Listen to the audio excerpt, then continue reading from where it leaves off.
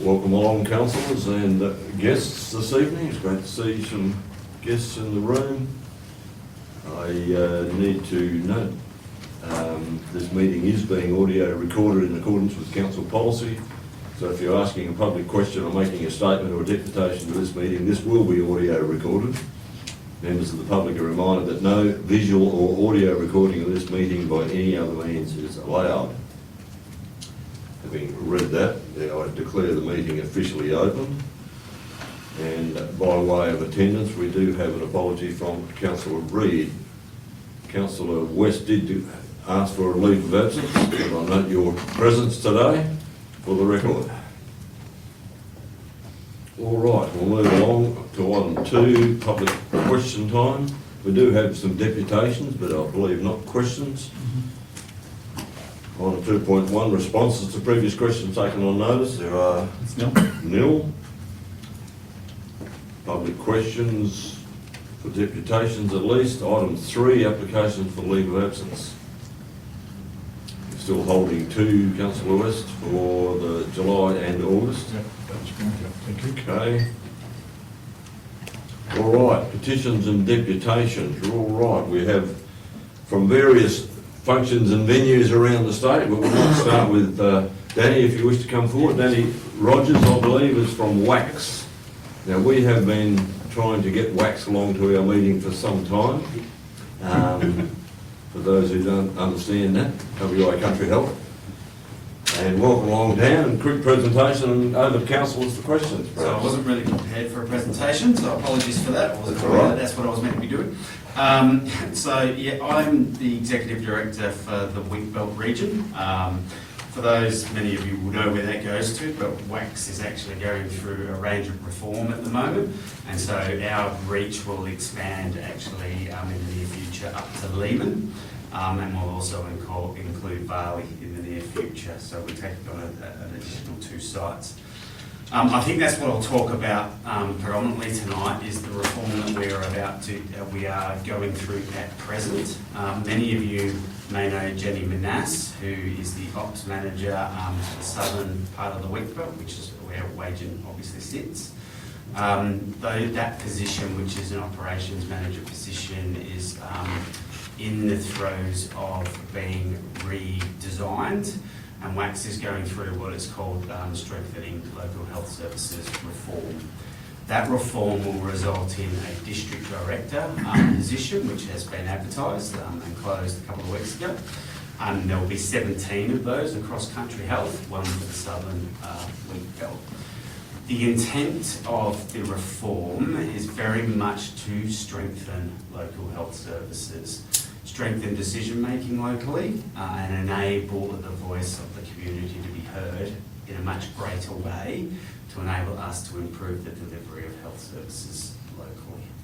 I know there are numerous challenges across many of our sites, and I'm sure Wagen is not immune to that, where we struggle with having doctors on site, transport, nurses being escorted back to Perth and not able to get back to the region, the cost of that and the like.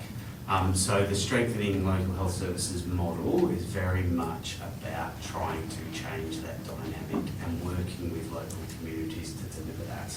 And I know there's a speaker after me who's going to speak about the DHAC, which is the Health Advisory Council, where we have the District Health Advisory Council, of which I believe Wagen doesn't have a member. So it'd be great to get you on board, but I'll let that over to you to close and encourage. So the whole reform agenda is very much about, and you'll hear me say it over and over again, strengthening the decision making locally and assisting us with driving what investment is required locally for your constituents and for your community members. I think Kenneth wanted me to talk a little bit about what's happening with Wagen Hospital. I mean, many of you are aware that it has 8 inpatient beds / power care beds that are available for overnight stays.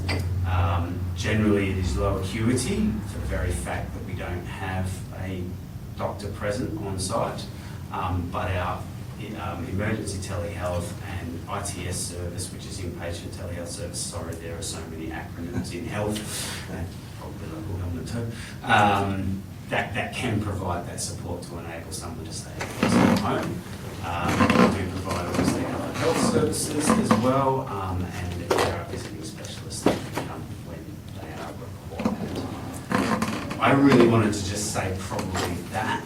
I think it's important that I take some questions, or I'll leave that up to the chair, but really keen to hear your thoughts as well and get an understanding of what your community is telling you. All right, so councillors, questions? I might even lead off with one or two if you're comfortable with that. Have you got? Oh, for example, that's right. You go, you're the boss. The issue that we seem to struggle with and have done for a long time is we're running in this town private GP practice, and we don't seem to have a very good connection between that GP practice and the hospital. And it's not just this practice. We have actually swapped practice 3 years ago, and we had the same scenario there. So I'm suspecting it's not the practice that's the stumbling block in this. So it may be a policy issue. I'm not sure what the area is, but it appears as though our doctors are a separate health process to our hospital. Yeah, so GPs are primary health care, and they are ultimately funded by the Commonwealth, and that is the differentiation, I guess, between the services. That said, what I think we can do better in partnership with local government is actually when you are looking to re-tender or re-engage a provider, that we work on that together. So recently I've done that with another council where we've been able to, through working in partnership and collaboration, achieve an outcome that they will provide a service to the hospital as a result of that contractual relationship, enabling us obviously to fund the component that they deliver for us, and the Commonwealth to fund their component, but obviously then and the local government also fund. So we've worked early at that council to deliver that, and it's in its infancy, but it does seem to be working in terms of them providing support to the hospital. Okay, well, corollary to that perhaps then is we have a good relationship with our current service provider, and we're very keen for that to continue, but we would like to have that doctor relationship with the hospital that you're referring to. Is there a way that we can achieve that with our current? I think so. I think it's just a conversation between the three parties, in my view. Okay. I mean, there are incentives, there are options for us to pay for services. Yep. Continuing to expand the emergency telehealth service or the inpatient telehealth service will become unsustainable at some point. And the reality is we don't want all of our doctors only in the city or international. We don't want that. Yeah. Because that just creates other issues that we need to deal with. Okay, so how would we start that process? Through yourself or through that district? I think through Christy at the moment, who's the Okay. acting district director, Christy Nottle. Some of you will probably be aware of her. She is the acting district director. I would start conversations with Christy and yourselves and the GP practice. Right. Okay. Yeah, certainly, because one of the contractual elements of that arrangement is to have hospital visitation powers. So we were fortunate that previous administrations included that in the contractual stuff. So we do have a contractual leader, albeit that it has not seemed to have been enough. I mean, sometimes we shouldn't just pull on the contract. No, as well, certainly pull on the not. heartstrings. No. You went into health because you wanted to support people. And I think that's one of the other elements we need to get better at as well. Yeah, we do try not to heavy hand with the Yeah. contract. Yeah. In the past, and I'm not sure what arrangement we have now, Mr. CEO, you may enlighten me, but our previous doctor did have a contract with ED in Narrogin. And so our doctor was spending one weekend a month at least in Narrogin, which I guess disappointed us somewhat because we had a strong contract with that doctor, he was delivering our services, and then on the weekends, if we had any medical challenges in this community, our people would then go to Narrogin and see our doctor.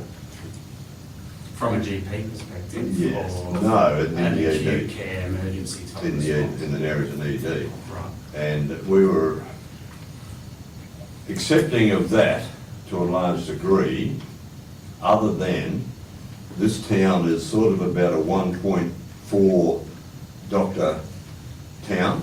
It's not a 2 doctor town, although we've got 2 doctors currently, which is great.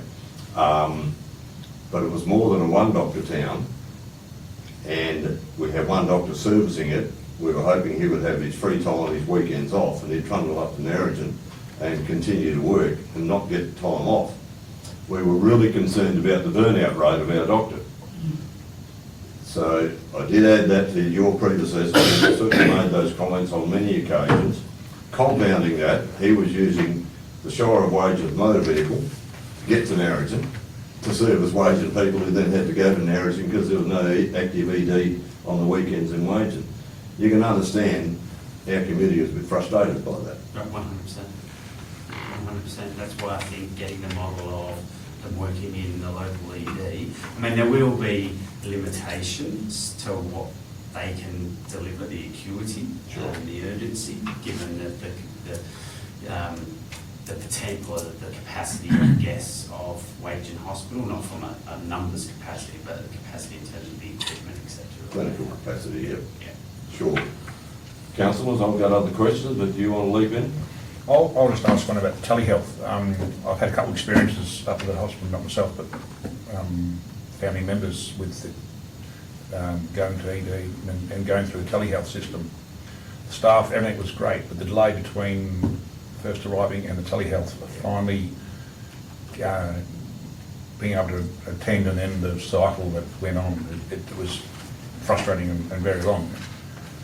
Is the telehealth centre well resourced, or did I experience a couple of bad days? It's Or health. Yeah, health. Yeah, I guess that. That's a big question. Yeah, I mean, it seemed like a sort would have. Yeah. Anyway. Yeah. I mean, look, the telehealth, and I guess it went to my comment earlier. It gets to a point where how much capacity can it take? It does serve the entire state, and therefore, when you're a lower priority, you naturally move down the pecking order for getting care because another urgent case has come in for service delivery. And you know, you should akin it to a very busy ED in the metro. Someone else comes in that needs airways, etc., to be cared for, cardiac. They're going to come in over the top of you, and you will be sitting at the ED waiting. So it's the same situation. It's just a virtual situation. The ITS and ETS is international, so many of the doctors that come on there are actually based not in the country as well. Right. Okay. So we do draw on faces that are in Singapore, etc. So it's not just local people that's local doctors that will provide that service. So it is. It's not perfect, but it's growing in terms of its need, and therefore the activity, is causing an impact on our ability to respond to it. So going on from that, so our nurses and people that work in the Wagen Hospital, is there the level that they can prescribe or to carry out stuff? I mean, the example I have was a tetanus shot. So we waited 4 hours for the doctor to give for a tetanus shot. So I can't comment. No, it's from England. It just Specifically takes like a long time. the nurses' skills. Yeah. Equation. I don't have that level of detail. What I can say is WACS is just going through a journey at present, and it's actually happening this week, where nurses can do an extra piece of qualification to become prescribers. They can also do a short course to do immunisations. So there is an ability for us to upskill and enable them to do more. Medical imaging is another one where a nurse can go and do certain X-rays. Right. So they go to Curtin, I think it's for about 12 weeks, off the top of my head. They go to Curtin, do that course, and then they come out and they can do X-rays of limbs, etc. They can't do X-rays of cardiac, No. and so on and so forth, but they have limited scope. And we are working through that and expanding their competencies and their ability to do more. Yeah, okay. Yeah. Thank you. Yep. All right. Further questions, councillors? No? All right, I'll wade in with another one then. A little emergency issue we had back in December with a bushfire. We had a couple of injuries from the bushfire. Now, I've heard anecdotally out of that, there was a shortage of bandages and the likes in the hospital, so the suppliers basically couldn't cope. Now, it wasn't a big emergency, there was 3 people hurt, and yet we didn't have sufficient suppliers here to cope with that. So I'll take that one on notice, because I actually think we have too many supplies and we have too much waste. To be honest, bandages probably not one of those that Okay. goes to waste. Yeah. But I will take that one on notice. My understanding is that wouldn't have been the case, but I can't comment specifically on No, that. I understand that, and I only have it anecdotally as Yeah. well, but I've had it from 2 sources. And there was a similar source, not of an emergency type, but it was, look, I can't remember the exact, it's a medical thing, we stay out of medical issues, personal medical issues, as you'd understand, but again, it was a medical supplies issue where a patient actually had to provide the supplies for the nursing staff here to apply them. Yeah, okay. That does surprise me. Okay. There are always instances, as many of you would know, where you get supply challenges, but I wouldn't anticipate that being the case for your hospital. Right, okay.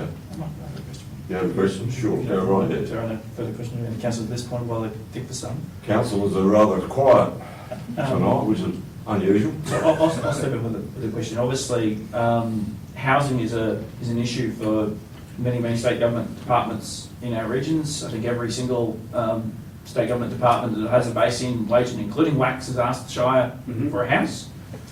How are you dealing with housing? So at the moment for Wagin, we don't have a pressure. We did when I know Christy reached out, but we were able to find something privately. Broadly across, yes, housing is a challenge in many shires. At the moment, my understanding is it's not here. I don't know if you're aware, there is an investment proposal mechanism that you can go to WAX with. There's a link on our webpage where investors or shires can actually get support to build houses for WAX staff and get commitment for a 15-year lease. So I'm more than happy to share that link with the Shire if the Shire are keen on that. But at the moment, my understanding is we don't have an issue in Wagin for housing, but we do broadly across the wheat belt. What is the policy reluctance from the state government to build housing? I'm not going to comment on the other agencies' reluctance, and it's not really for me to comment on. It's worth a try. I don't know why I I might look would house- naive, but I'm not that naive. Sure. Well, anyway, you shouldn't mention it was recorded. That's unfortunate. All right, any further questions, queries? No? All right, I'll jump in. You may not want to answer this one either. I find it immensely disturbing that we see the ambulance ramping figures in the metro area, and we have a hospital here that's got virtually, as long as I know, no patients in inpatients. So there's 8 service beds there that is totally underutilised. I did try in my instance, I'll mention this because it's not my personal record but my family's, my father wanting to get him to respite in the hospital here. He was in Narrogin at the hospital at the time, and it was a struggle, which disappointed me immensely, knowing there was 8 empty beds in this facility. My mum was having to trundle up to Narrogin every day at age 90 to visit my dad, and it was a struggle to use one of the 8 empty beds in Wagin. So I'm just wondering, is this a policy constraint due to the doctor thing, or No. why are we not using our hospital? good, the latter part of the question, hard to answer. There is a lot of policy and, I guess, drive at the moment to send a lot less to the city for the very reasons that you just spoke of. Terrific. But also just internally within WACS, for our hospitals to be much, and we use the term self-sufficient. We want to be able to maintain services locally, and that's the whole point of the reform, is to try and encourage that local, keep people home, keep people close to their loved ones to get the care that they need. At the moment, obviously, there are elements of care that we can't deliver, to, higher level tertiary care, but that's not, and that's where Narrogin and Northern and Moora should start to lift up their capacity so the patients don't have to, go all the way to Perth if those local hub hospitals, as we call them, some of them are called regional district hospitals, they can provide that level of service there. Often the challenge is specialist services, to get that specialist in to that hospital. But for things like palliative care, it can be delivered. We have a palliative care team. I mean, palliative care, people tend to want to pass at home now. But again, if someone wants to palliate within our hospital, 100% we will take them. Right. There is no doubt we won't take them. Okay. I'm padding it out for you councillors to Just, get the opportunity. I'll ask something, just more about reform. So, I mean, I don't know how we can talk about the future and where the country health and hospitals like Wagen and Narrogin, where the thought is and where it's heading. So where it's heading is enabling the hub hospitals to be your hive of activity, but your support mechanism for those smaller hospitals. So the intent longer term, and it'll take a number of years to deliver that, is Wagen, if we can't deliver, the higher level clinical care here, Narrogin will be able to do that for you. So that it's only a 45-minute drive up the road rather than a 2-3 hour drive into the city when you're in traffic. So that is the agenda, but the main agenda is actually to hear the local voice and actually make changes to the system that are going to create a community approach to healthcare and health services long term.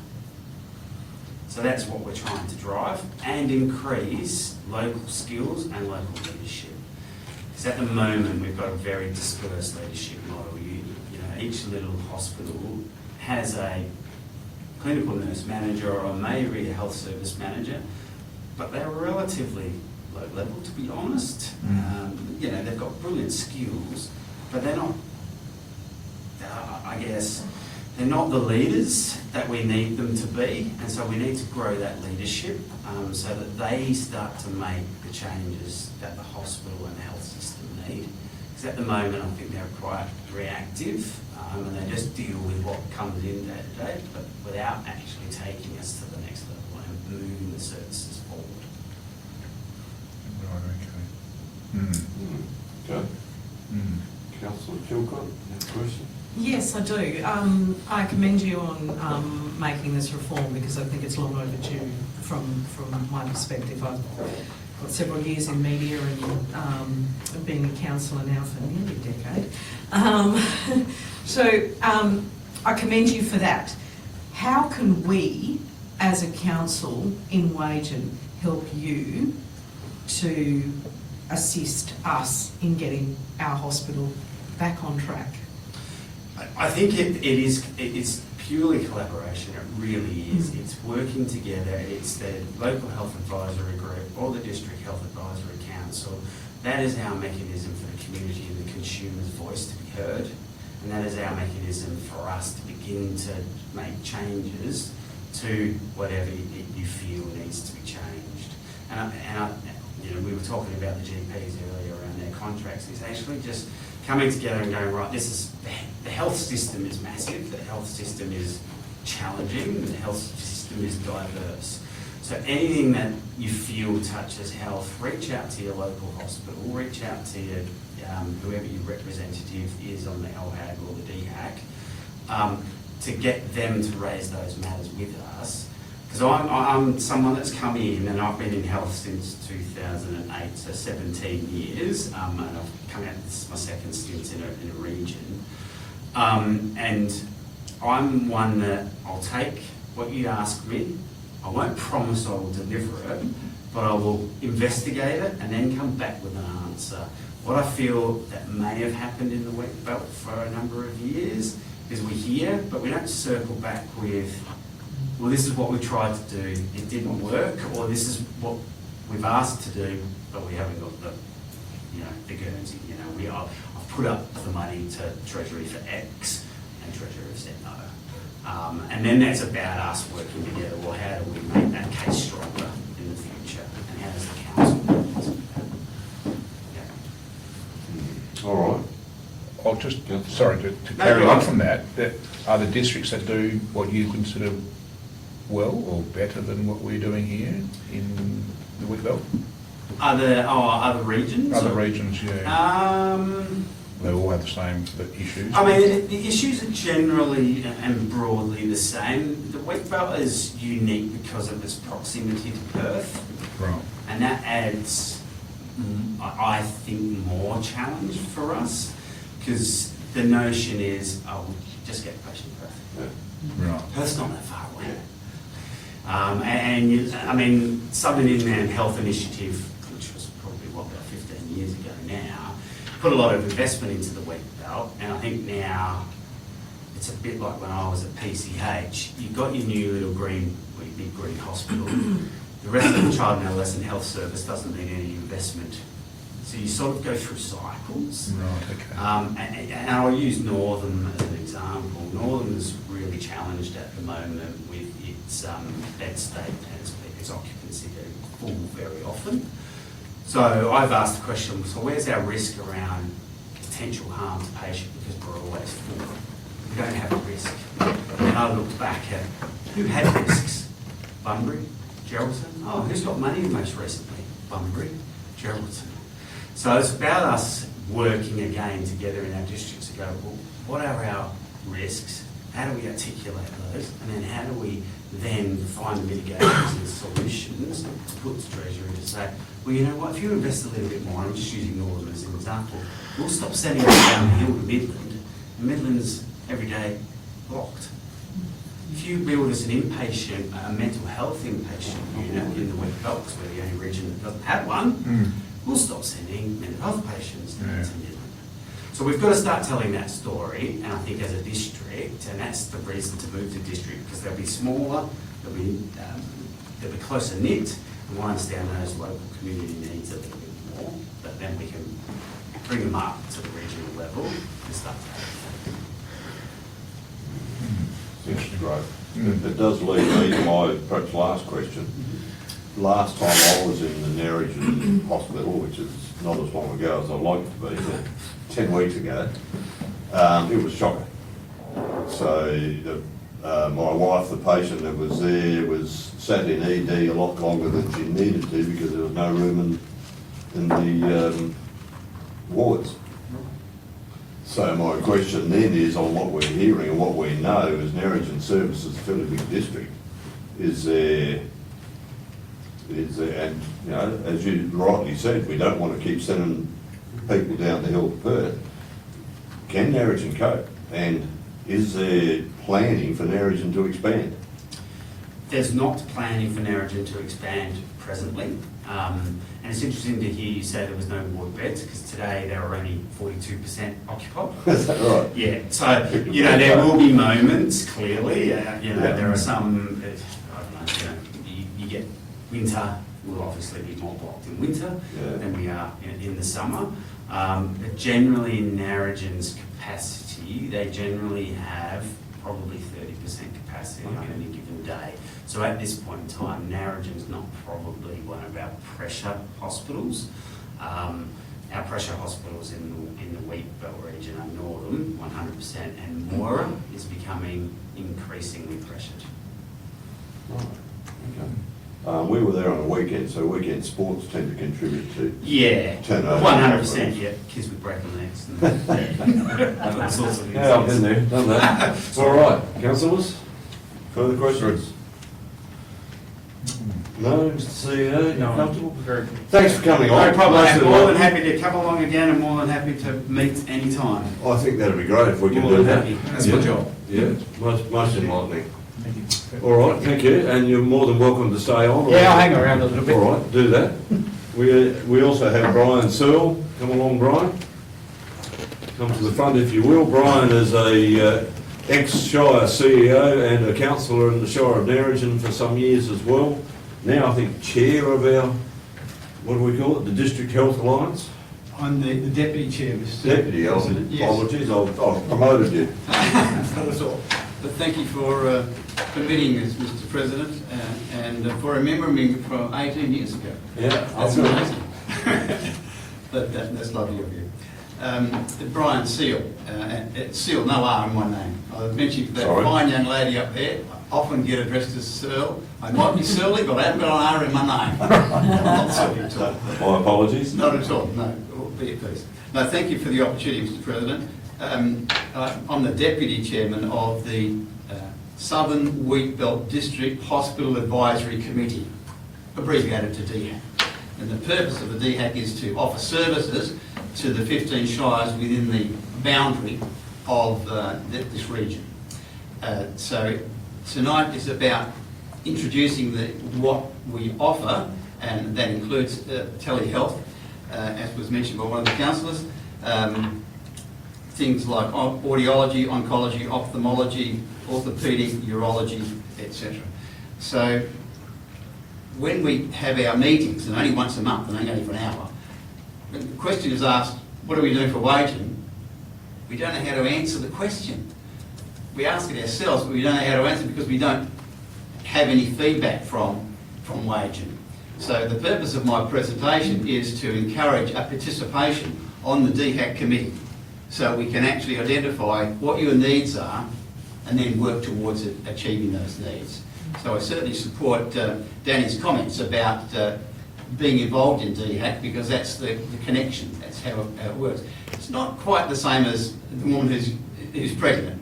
She knows she's got to see the GP, and he does the tests and he weighs them and measures things, whatever, and might refer them on to gynaecologists or something. But we have gynaecology services in Narrogin as well. So that's pretty routine. Similarly, if someone's got a broken arm, well, that's acute. And yes, we've got acute services in Narrogin as well. But that's really part of the course. The DHAC is more about community. What does your community need, and how best can we provide that? So palliative care and oncology and cancer support and all those sorts of things. Could be Aboriginal health, mental health, could be skin checks, eye checks, ear checks, that sort of thing. If we hear from Wagin, we know what we can work towards achieving. And I get the name wrong here, but in councils you have strategic corporate plan, community Plan.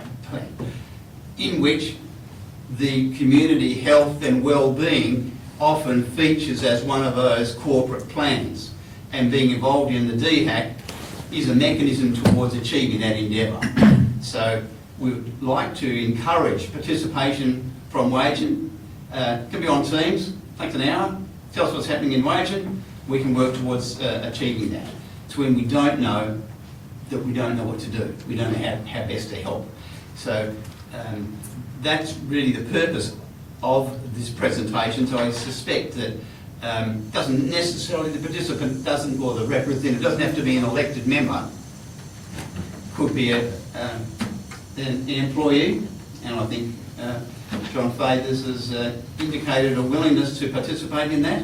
But if not, could be a community health representative from the hospital or whatever, or one of the shires has a community resource centre representative who comes on board.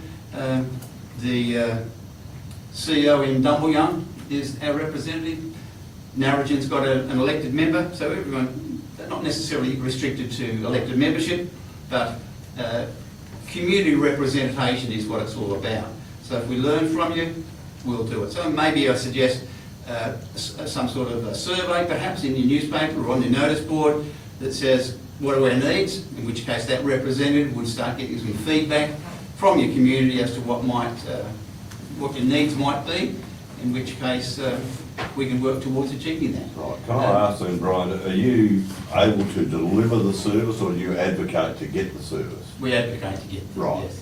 So I'm not at the political level that Danny's at. My role is just to encourage participation. How the executives, now that's the director, or as the acting director, Christy Notley, she would administrate how best to provide those services. Right. So my role is to encourage participation so we can get a feedback from the shires and communities that need services. So Right. that's where we're at. That's where we're at this stage. I think, if I could stand corrected, but I think we're in an interim where we may have well nominated John, Okay. because we did have Robin Flett on the committee Yes. not so long ago. That's correct. Robin's no longer with us in the town, unfortunately. She's left town and left our employ. Yes. So we're probably in that gap in between. John, is that a fair assessment? Well, actually, we did make an application probably early this year, and it's taken a while to get full paperwork done and police checks and all that sort of stuff, so I think I've just passed the test. So I've got my first meeting coming up in July, okay? Okay, so you've got your trainer wheels on going to this meeting. Exactly. Yeah, so we made some inquiries with WAX in September 2025. Yes, sir. And there has been a journey of forms and the like to get to the point now that we have a representation. There was also, I think, a little bit of confusion about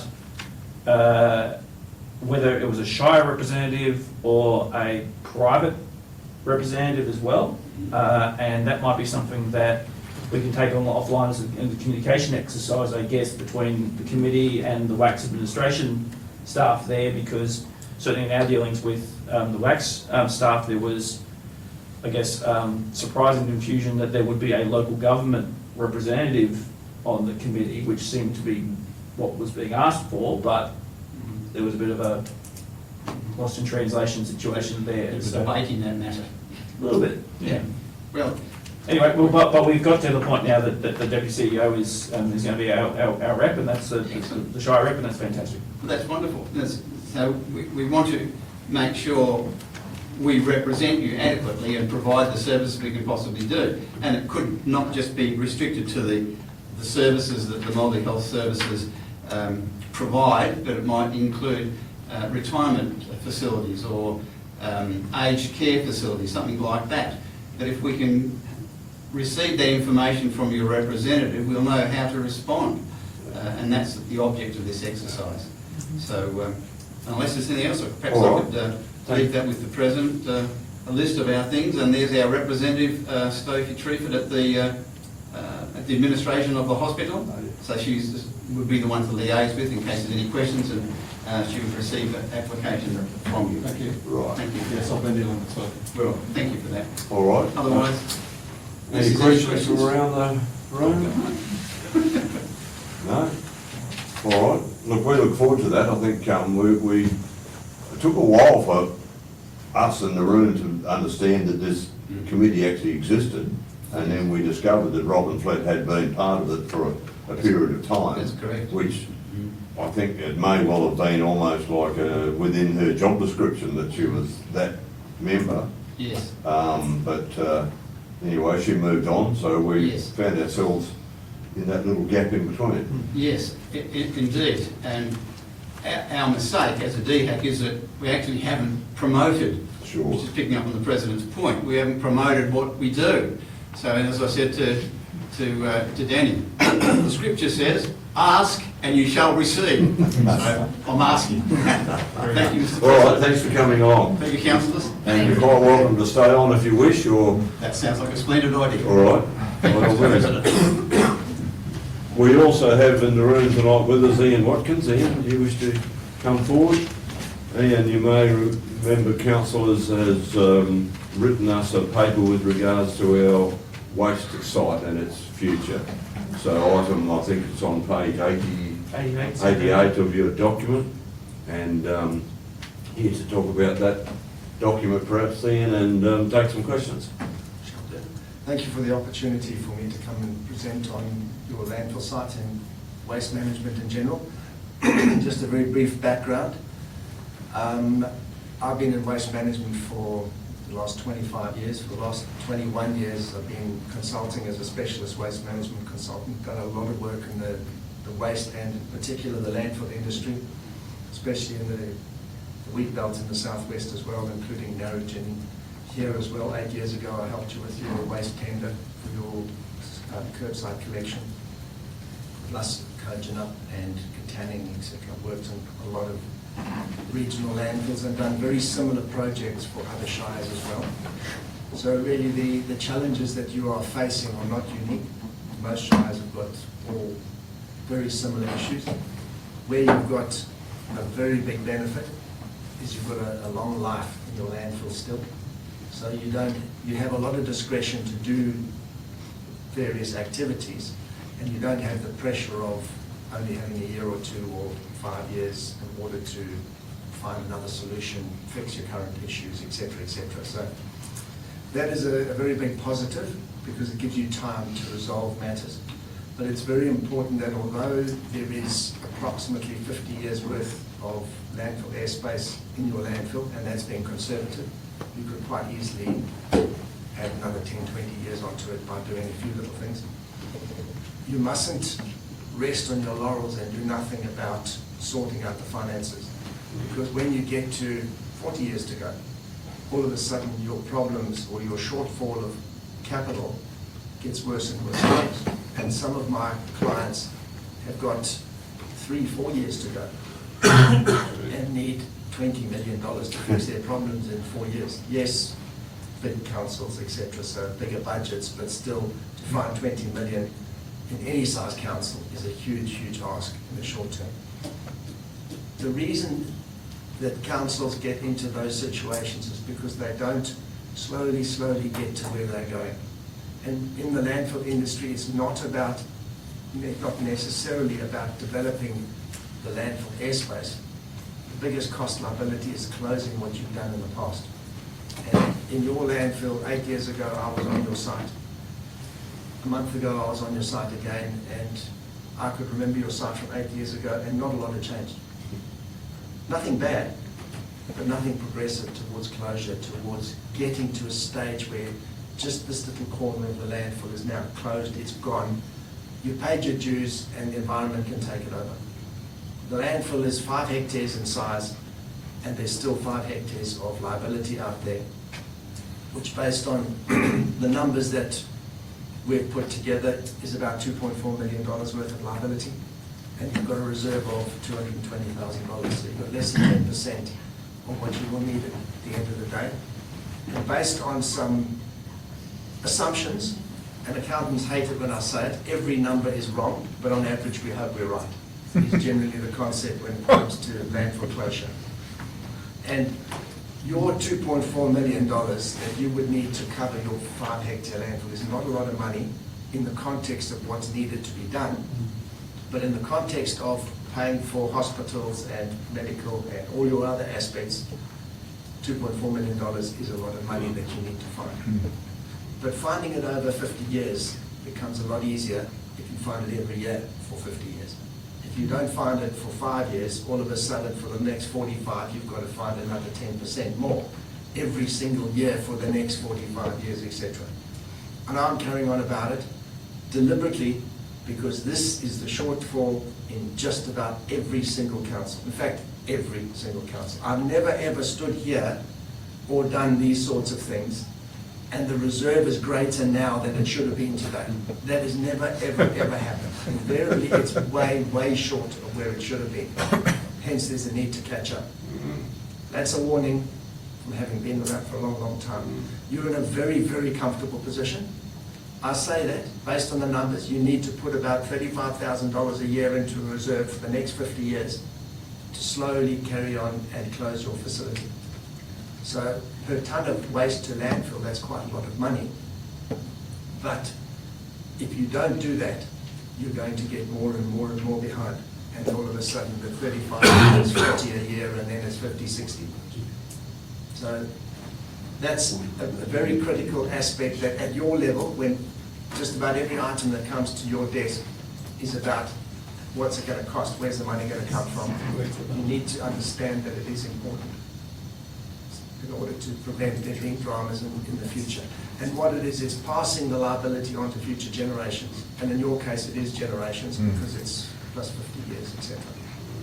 So what we've done is we've looked at the landfill that you've got. We've looked at the rules, basically the rural landfill regulations on what you can do, what you have done. And basically the landfill has been reasonably well run. A traditional issue on most landfills is the lack of cover material to be able to cover over the waste on a semi-regular basis in your case, so that there's less litter, there's less opportunity for fire, vermin control, aesthetics, all the reasons for putting cover material out. The regulators and myself do not get overly concerned with that one unless you get regular fires, etc., which is probably the greatest no-no. Because it's expensive and it's difficult to generate cover material. In your case, your landfill is just filling in a flat area of ground. It's not as if you dig in a big hole that's going to generate a mountain of fill that once you've put a lot of waste in, you can start covering it with the soil. You have to bring the soil from off-site because you have no on-site soil. And if you look at the cost structure that we've put together for the closure costs, of the 2.4 million, 50% of that relates to just sourcing the soil and progressively spreading it. So that's where your far greatest cost is the activity of actually inserting, covering the waste with soil. The challenge with soil supply is because you don't have it on site. Where does it come from? That's the biggest challenge. Ultimately, you've got 50 years to find 85,000 cubic meters of soil, because that's what you need. And that excludes daily cover or weekly cover on your landfill, keeping the fires down, and the litter and controlling vermin, etc. It's an ongoing issue. Much like putting money aside for your reserves, if you neglect it today, you're just going to have to pay the price in the future. You need to be very aware through your planning side of if there's housing blocks that are going to be shaped and there's spare material, building roads, those sort of activities. If there's anything any development in town that's going to generate excess fill material, really good idea to know about it. And even if you've got to encourage the developer to send it to you by contributing a little bit towards their cost and getting it to you instead of spreading it in a paddock or something like that. It's way cheaper while it's in a truck to bring it to you than to have to go and find a paddock and scrape the dirt from a paddock and then deliberately activate that process to get the cover material. Years ago, 25 odd years ago, I was running one of the major landfills in the metro area, first commercial landfill for Suez. I was the general manager there for 4 years. Even as the general manager, one of my primary focuses was staying in close contact with all the transport companies. Because when there were construction jobs around, it's the transport companies that get the contracts to move the dirt. They're the ones looking for where the dirt needs to go. So I was always in contact with the major transport companies to see when there's jobs around, so that when there was, they would phone me because they knew I was looking for material. You need to get the word out to the local people that do the haulage in the area. Yes, remote locations are a lot more difficult, etc., but you're going to need to create some soil somehow. You can't just pretend it's not needed. So ultimately, you have the liability. You need to be proactive in order to save a lot of money. Because if you had to decide right now, you need, say, 20,000 cubic meters of soil and go to the market, it's going to cost you $20, $30, $40 a cubic meter or a ton, depending where it's coming from. Those numbers are not in these 2.4 million. I'm anticipating that through communicating and getting the planning side organized, that you will get a lot of that soil for free because it's a waste product. You will also contribute a little bit to the transport cost to bring some more in. And only occasionally you might have to then say, well, we need 5,000 cubic meters, and really have to pay for that in 85,000 cubic meters. So that's the assumptions, and it's in the report, and it's standard practice. It's wrong for me to be conservative and say, I'm going to make it $10 million, not 2.4 million. and I'm going to say that you're going to pay $50 a tonne for the soil, which, yeah, you could, because a farmer would open up his paddock for $50 a tonne and bring it to you. But it's not sustainable for any landfill industry to operate at that level. We have to be proactive to do what's necessary today to prevent problems in the future. But it's all good, because you've got time. You just need to focus on what you need to do so that you don't drop the ball, is the main thing. Sorry, well, Councillor. is the right to ask Ask question now? questions. Yeah, so how much storage have we got for landfill material on site now, or for waste material, or dirt? Cover, basically. Have we got much room there? There's a lot of space to store it. So if you did have an opportunity to get the cover material, you do have a lot of space to be able to store it, so you don't have a limitation from that point of view. Yeah, okay. And the There second is question some- is what, oh, sorry, you go, sorry. There is some cover material on site, not a lot. There's also some inert material, bricks and rubble and concrete and things, which traditionally, don't know why, always say don't, but it's always done, is you always see a mound of inert material. It's just as big as, it just gets bigger and bigger and bigger, big lumps of concrete, too hard to do anything. That, when it comes on site, should be spread out on the landfill, straight away, Right. to act as cover material, to be placed where it's, unless you're going to bring a crusher in and crush it and use it for your roads, etc., as a recycling activity, that big mound is going to end up in the landfill.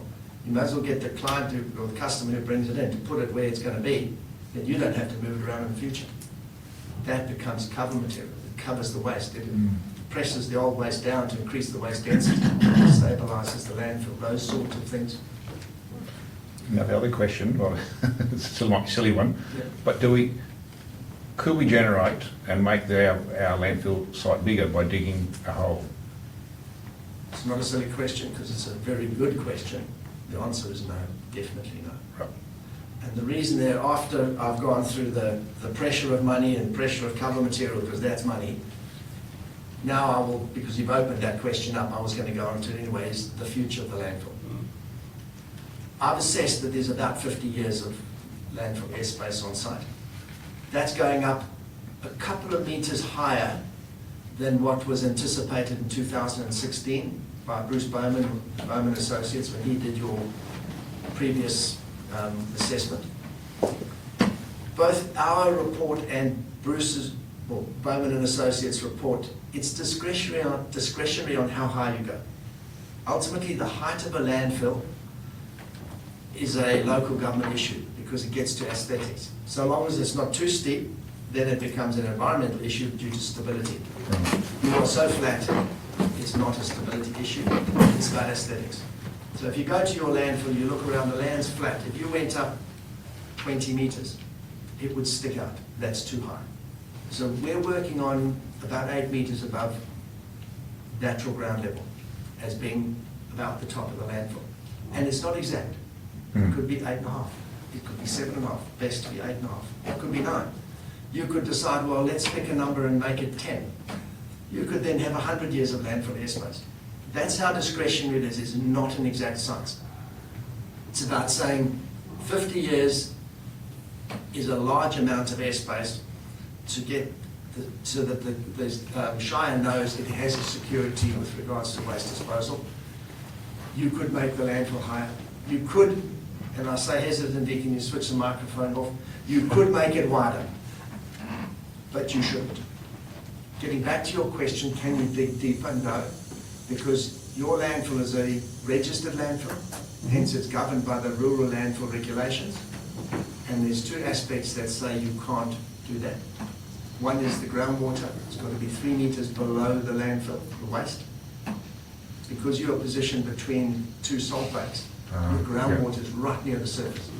Therefore, you can't go down because you're getting closer to the surface. The reality is the landfill should never have been there because it's less than 3 meters above the switch. But as it came into that, you can switch it back on. The reason it's there is because it was there before the rules applied. Yeah. And what happens is the vast majority of regional landfills are like that. In fact, a lot of the metropolitan landfills were like that too. Burswood Casino, for one, built on a landfill. In the river, fill the river in. Yeah, Can't complain about what you're doing. You know what I mean? So it's where we were in the waste industry years ago. Through continuous improvement, it's now defining, well, that's not the ideal place to go anymore.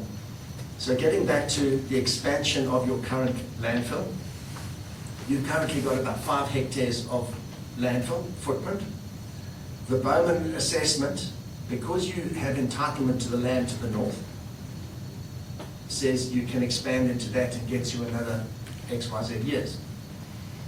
If you look at the landfill regulations, you shouldn't do that, because you cannot go anywhere where the groundwater is less than 3 meters below the waste, which is your whole site. So what I've done is I've taken a conservative position to say, let's stick to the rules, certainly with regards to the depth to water, to groundwater, and work on the 5 hectare footprint only, but let's go 2 meters higher than what the Bowman and Associates report said. The extra 2 meters over 5 hectares is the equivalent of an extra 3 or 4 meters over the small expansion. So the net effect is where you were in 2016 is where you are now. That's because of the discretionary ability to change the shape vertically above an existing footprint.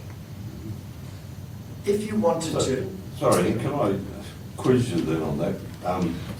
About then, we were in all sorts of quandary because we believed that we were just about at capacity. And so we went through an enormous exercise to try to find a new site. And it was largely to do with that Bowman report, which was saying we had 2 years left, 3 years left, 4 years left. Are you suggesting that they were effectively choosing a very low finish point, where you're now saying we can go higher than that? Is that why we're in that predicament? My understanding, because the Bowman report said that there was a lot of airspace left through to, I can't even remember, but it was decades. Okay. Because they went up high.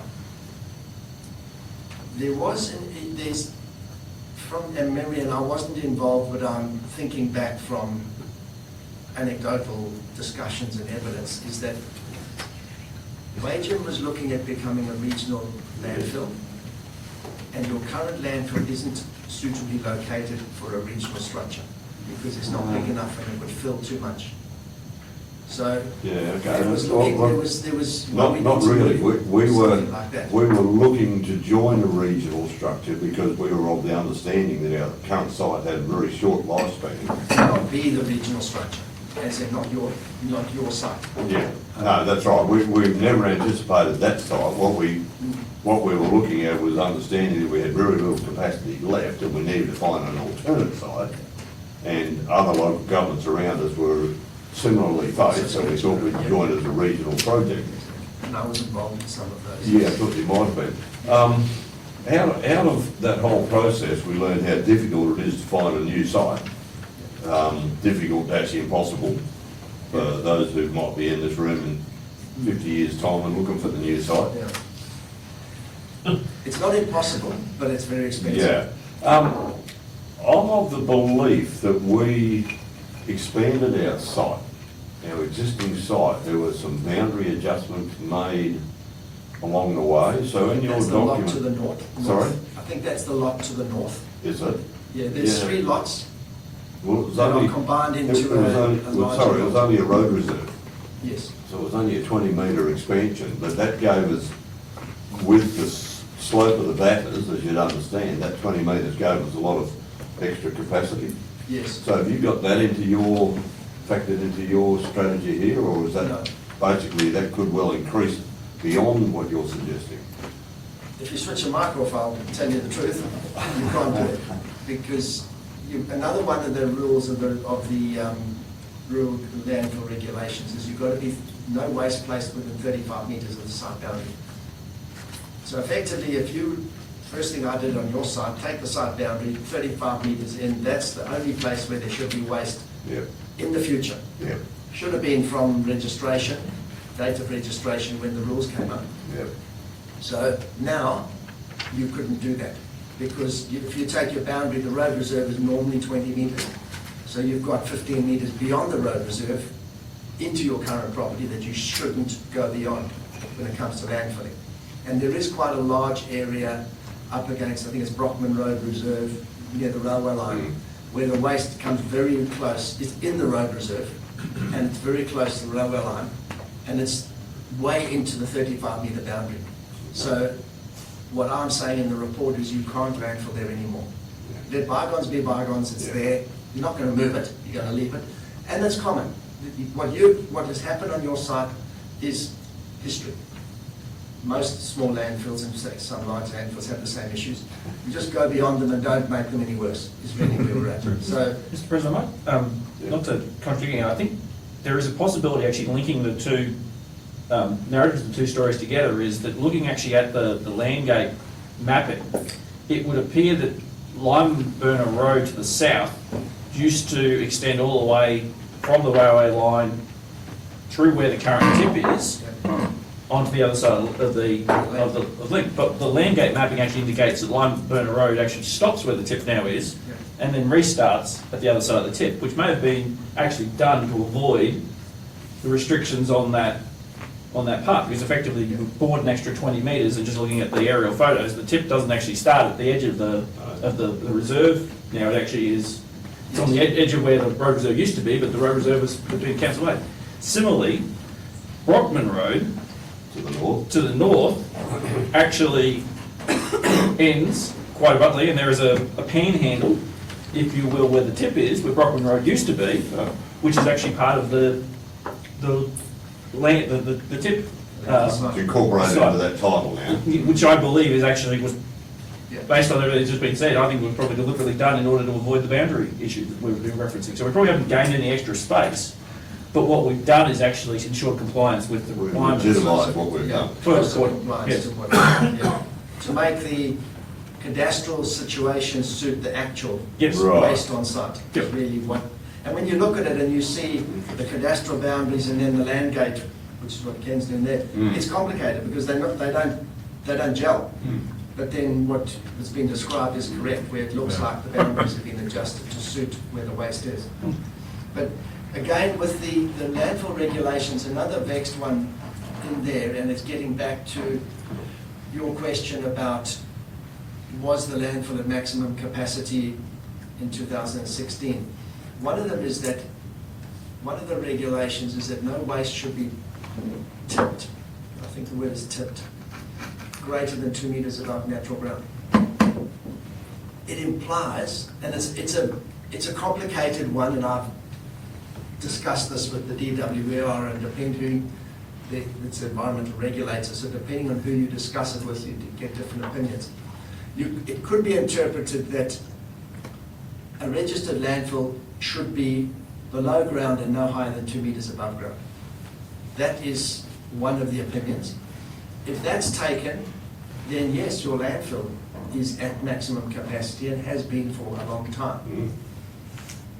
My interpretation is, and it's also something that's been accepted by a lot of the DWR, including getting works approvals to develop like that at Brunel Tamala, is as long as you don't go more than 2 metres per lift in a landfill, so that you don't have a large exposed face of waste.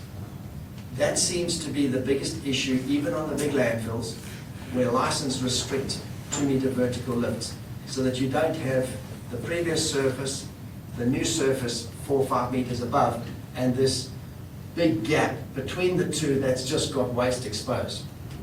So that's the positive way of looking at that, as opposed to if you've got a lawyer in the room or 10 lawyers, you get 10 different opinions. I'm more lenient in that interpretation, and that's why I'm saying go to 8 metres.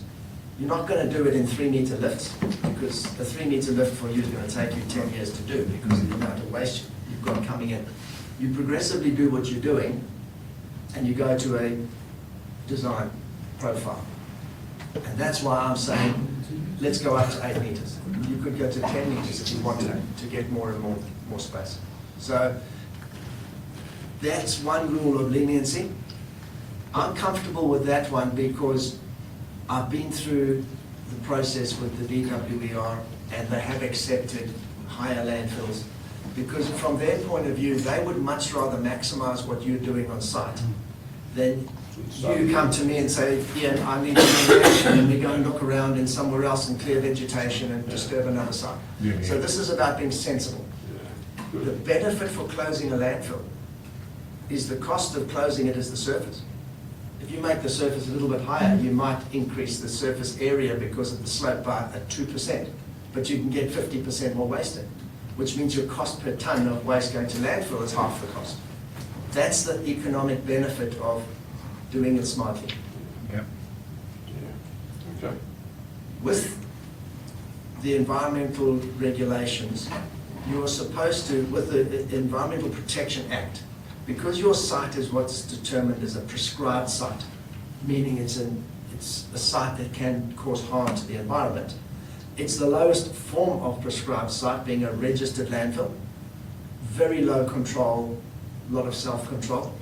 You are still supposed to, if you expand or change something that changes emissions to the environment, you are supposed to get a works approval from the department before you do it. So, since you've been registered, if you expand your landfill by 10 meters into virgin land, you should have theoretically got approval to do it. That's the letter of the law. 99% of landfills don't do that, rural landfills. A couple, I've done a couple where I've applied for works approvals and it's gone through. But that is very rare. So if you ask the DWER, they will have to tell you the rules. The reality is if every single rural landfill started submitting works approvals to the DWER, they would have no staff. The medical fraternity would be overstaffed compared to the because they would just not be able to deal with the rules that they are trying to enforce. So what I'm saying is that if you want to, you've already started landfilling on a footprint where you shouldn't be landfilling. There is no disbenefit. Nobody's going to do anything if you do go into that northern land that you can in time and progress through that way. Although you are less than 3 meters from the groundwater, you are not in the groundwater. The environmental impact is absolutely minimal. It's an existing site. There's a lot of positive reasons for doing it. However, I do point out it is not supposed to be done. At the moment, you've got 50 years. You don't have to worry about it now. But in future generations, if they wanted to, they could reasonably expand into that area with a bit of description through the DWER and try and get permission to do it, or just do it. But again, that's way beyond our remit, etc. So I'm just giving you the bigger picture of where you're at. So from my point of view, optimize what you've got in your existing footprint, go up to a reasonable height. Finish off the areas that are outside your 35-meter buffer zones. Those areas you should not put any more waste in. Track roll them, flatten them out, get rid of any mounds, and put your capping material over there in the next 5 years when the soil comes available. Those areas you're not going to use anymore, you may as well finish them off. Get them done now. The benefit about doing that is you know what it costs to do 500 square meters. You can then compare it to my every number is wrong, but on average I'm hoping I'm right. You'll be able to say, oh, we've just done 500 square meters and it cost us X. You look at the numbers and say, yeah, hopefully he's right. And or it's wrong because we've done it this way. We need to pay more attention to supply of soil. And then, because what you should be doing with these things is reviewing them every period. If you've got a short span of life in the landfill, you review it regularly. If you've got a long span, you review it a lot less regularly. Gives you flexibility. So that's really where it is. I think this is positive. You've been looking at the landfill for a long time now with regards to forward planning. I believe there's plenty of airspace available. You don't have an immediate issue. Keep the soil flowing, keep the reserve building, and you're all heading in the right direction. I'll go stand here for another 3 hours talking about your Well, as you it's- so look, I'll it's leave good. it to you to ask questions. Yeah, thanks, Ian. Look, it's good value. We Yeah. need to learn this stuff quite frankly. So, councils, questions? Councillor Longmeadow. Yeah, how important is the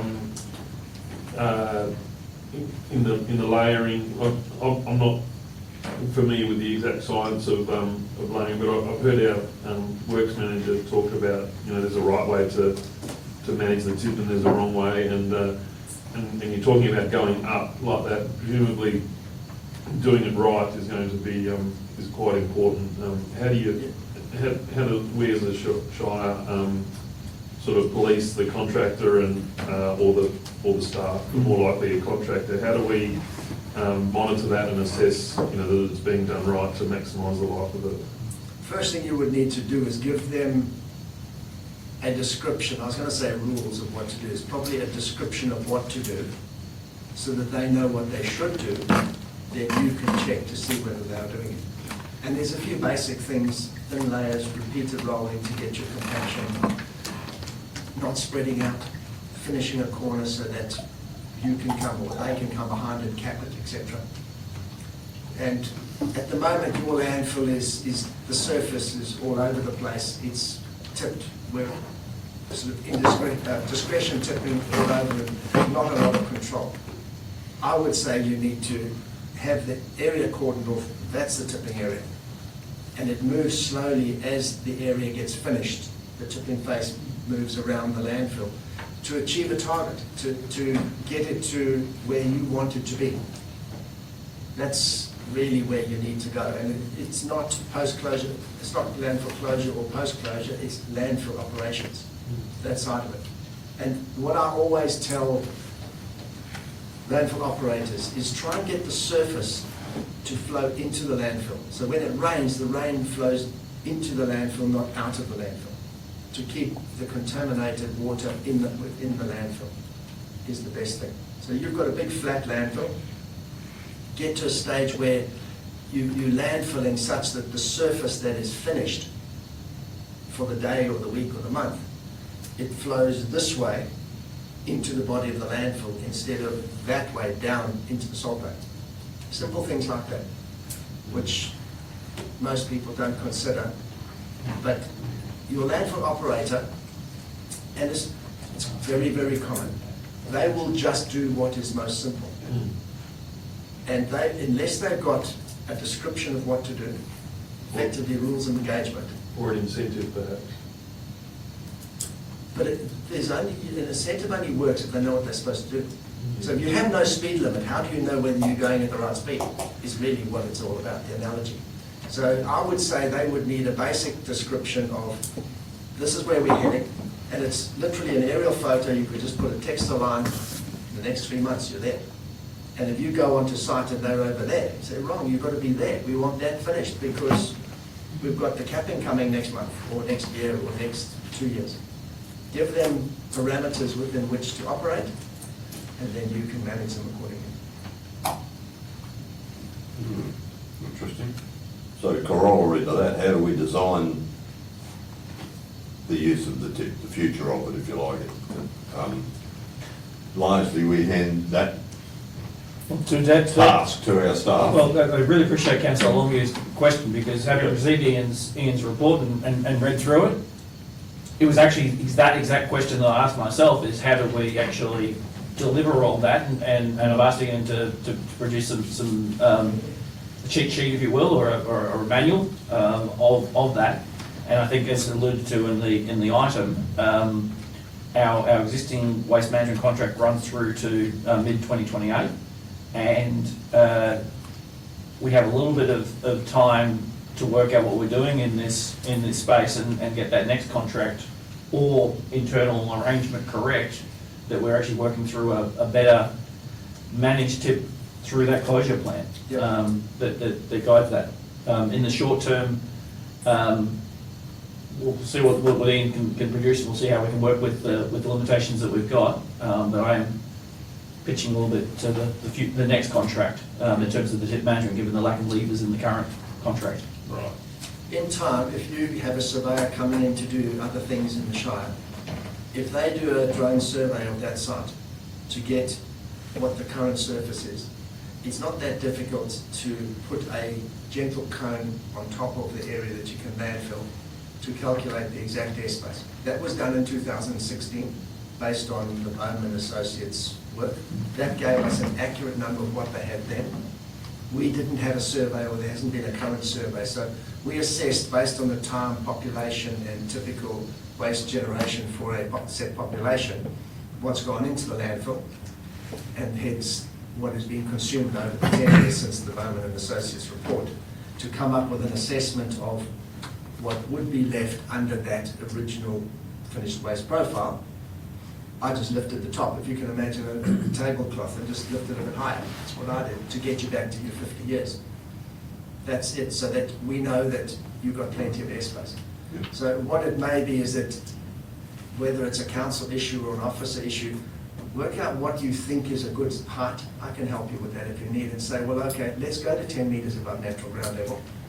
Instead of that, get a survey, do the design, and then occasionally, like maybe every 5 years, you're going to set out a few points for the contractor to work to, batter boards and things, so that, much like building a road, you don't need GPS control machines or anything like that. Unless you've got them, you can use them to check every now and again. But if you then have a finished profile of where you know you're going to be, you know how to get there. All right. Further questions, ideas, thoughts? All right, I have perhaps a curly one. What's our greatest risk? Our greatest risk for us running this site? What's likely to be our greatest risk? And I'm talking about regulatory change, or something that our contractor gets wrong, or is there something that we need to be very mindful of, I suppose is what I'm asking. And that's why I started with the topic I did, and that's money. That's your biggest risk. You can solve all your problems with money. It's ultimately what it's about. So, I mean, the reality is that's a local government landfill in a reasonably small population, remote area, causing no issues.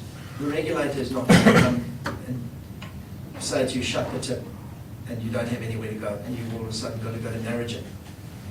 And I do the work in Narrogin, some work in Narrogin anyway, so I know what they got. They don't need your waste either. No. They would probably prefer to bring it to you. So, from a reliability of waste disposal, I don't see an issue there at all. I think you've got plenty of airspace. The operations they're okay. You could tweak it a bit here and there and sort it out. As you get closer to a finished profile, you need to be more accurate with what you're doing. Therefore, they need to be instructed where you want them to go. And hence, you can then check to see if they do that. But at the moment, because there's a lot of open space in the middle, etc., it's not that critical. But when you start getting to the edges, you need to do that. So risk point of view, I can't see anything major really. Right. Fire is probably in the landfill industry more lately now with lithium batteries.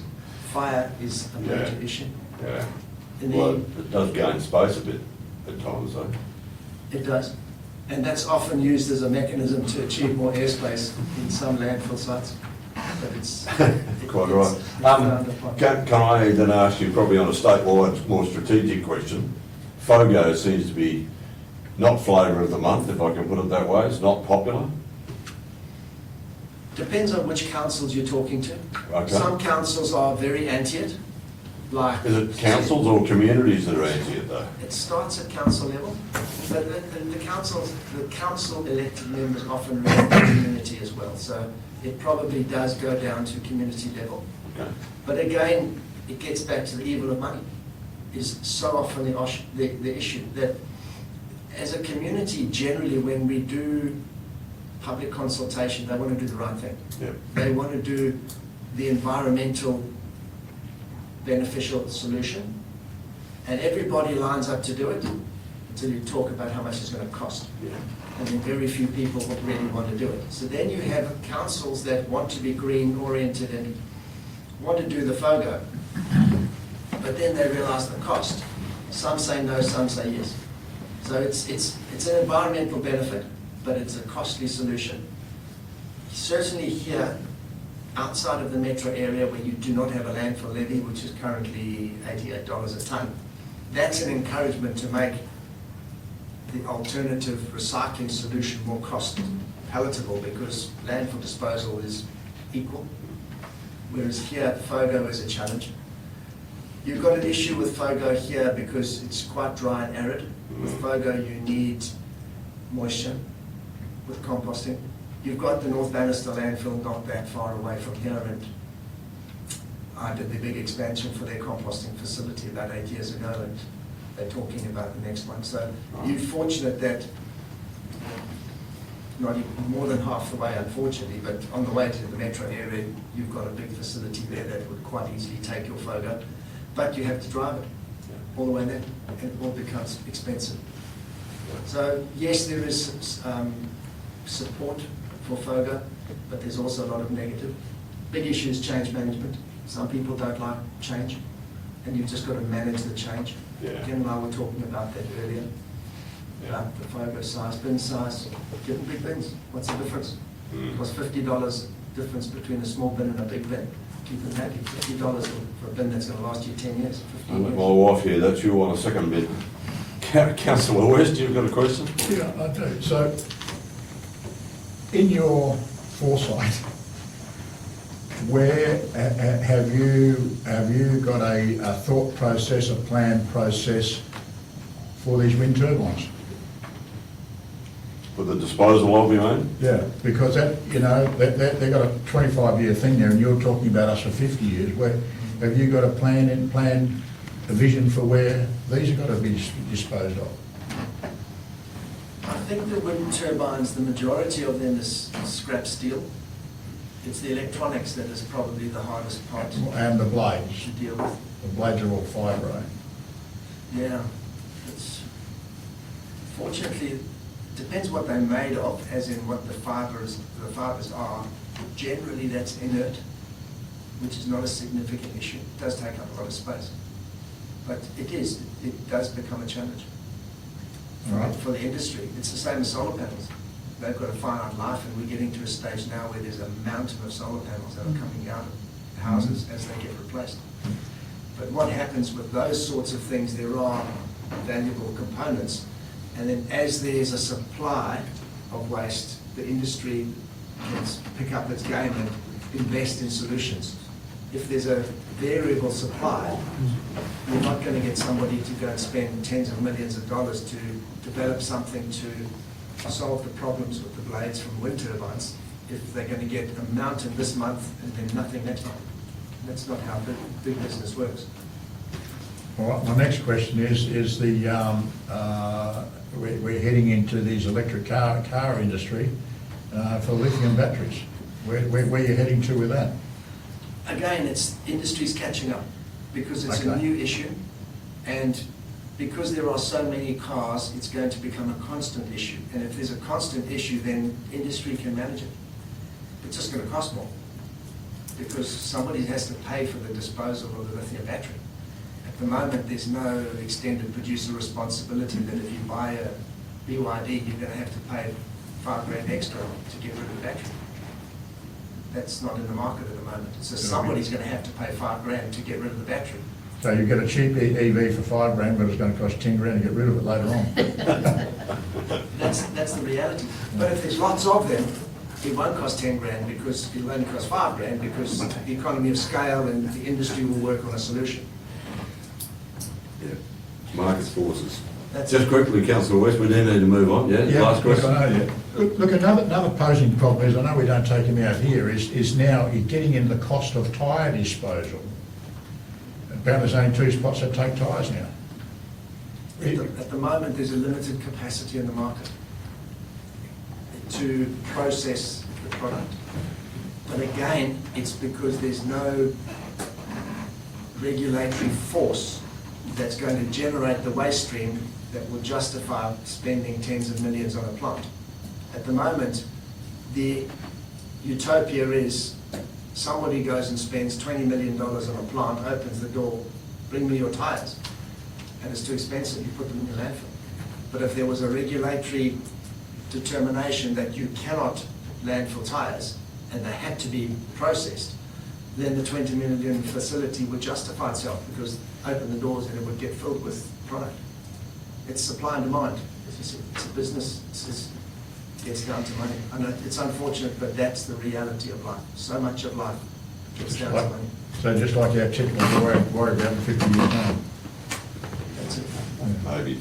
But Yeah. listen to what I'm saying, get your money organised between now and 50 years. Yeah, all right, look, thanks Ian, very enlightening, I have to say, I think council has learned a lot. I was of the understanding that we were putting money aside in our budget for our tip rehabilitation, but some information from our finance manager suggests that we're not quite in that space. We have been, but we haven't got anything in the budget. Right, okay, so we've let it lapse on this round. So what we were doing was, from my memory, having a look at our basic cost of running the tip, then adding a 50-year lifespan component to that for the rehabilitation. But we may have lost that along the way somewhere. And what I recommend is having a reserve for landfill closure and post-closure management, specifically. Not for waste services, because that often happens. And then when you want to change your wheelie bins, you take out of that reserve. Yeah. That reserve goes up and down, up and down. It's very difficult to know how much of a aggregated reserve is specifically allocated to landfill closure and post-closure. And in the numbers, I've got $220,000, because that's a number that I was provided that is available. If all of a sudden that is spent on some wheelie bins and it's only 120 next year, you're 100 grand short of this year when you were last year, and you haven't contributed your 35 grand, so you're actually 135 behind the eight ball. No, quite right. That's the learning. That's the Yeah. learning. Is The other part of our learning was, I guess I'd go back maybe 15 years when the tip was totally unregulated, wasn't fenced, it wasn't manned, it was just an unregulated site. There was no reserve being put aside at that stage, and the tip would have been there for 20 years by then. So all the users up until then had a very cheap That's it. process. Yeah. But we've been trying to catch up. That's it. Changed And about future 82. generations have to pay for it. And you are now the future generation, or we are the Unfortunately. future generation of what happened in the 1980s. Yeah. All right, we must move on, councillors. Yes? Mr. President, I've got a bit of a gripe for me again, and sorry, this might, you mentioned North Bannister. I travel North Albany Highway a fair bit, and I witnessed a lot of leakage from the trucks. Who is the regulator that controls that leakage? That would be the Department of Environment Regulation. So it's Department of Water and DWER. Pollution watch. Yeah. It's a comment, but you can, the number of leakage there is Yeah. incredible. Anyway, yeah, okay. Yeah, yeah. It's a very untidy road Oh, it's between disgusting. Armidale and Colford, yes. Yeah. Probably the most productive thing to do would be to contact Veolia directly. I will tell them, because I know them all, I do a bit of work there. So I will tell them. Please do. It's probably better to, in order to get a more direct response, you just contact Veolia and say, look, I have an issue with some trucks. Because also it would be which trucks. Because that's a challenge, and I know time's short. They only control their trucks. Yeah. So if you see K-Trans and the blue trailers, that's them. Well, that's the problem with all the contractors. Yeah. You see, Yeah. so- I look, you can almost guarantee every truck is leaking. Pretty much. So if it's just a normal customer delivering waste, they have no control over that. But they can advise their customers, et cetera, et cetera. So it's easier to go directly to Veolia, would be the recommendation if you don't have any joy, or go to both. As a courtesy, go to Veolia and then let the DWVR know that it's an issue. Don't quite know what they can do about it, other than just the Veolia trucks. Yeah, okay. Yep. Thank All you, right. appreciate that, thank you. Good point. Apologies, I Thanks, can't Ed. stay. I've actually got to go to the Shire Injury tomorrow morning, so I've got a 5-hour drive starting very early. Right. Or else we could have carried on the conversation over a beer after. Yeah, But thanks for all the right. opportunity. Look, thanks very much for your input. Thank you. Okay. Very good. Thank you. All right, now, councillors, moving on, we do have some interns in the room with us today, and Mr CEO is going to introduce our interns and their tasks. Absolutely. So I think for a moment they may have just completely freaked out that they're also going to be doing a deputation tonight, but we're not. Let me ask that. No. So we have James and Shanna both from the University of Western Australia. James is working on our pump track business case, and Shana is working on some youth strategies for youth involvement that don't involve sport or one-off activities as well. So our third intern, Zachary, will be joining us in July, who's working on some more revisions to the caravan park strategy and the like. So we're really great to have those guys on board. They're here for a week, and are also keen to go and see some stumps and sheep and wheat and other things as well on a farm out here as well. So thank you very much, guys, for coming out and joining us, and I hope you're enjoying Wagen on your second day here. Absolutely. Terrific. Tomorrow morning, we're rock picking. on farm. At least you just have music. No, I'll leave that till next week. All right, we have to move on, councillors. It's got late upon us, and I've been a bit tardy, and thank you, Brian. Sure. Thank you. For moving the meeting along. So I will go to item 5, being disclosure of interest. There was no paper. There was no paperwork handed up. Okay, that's all right. All right. And as always, if you do find you have an interest, please make sure you declare that.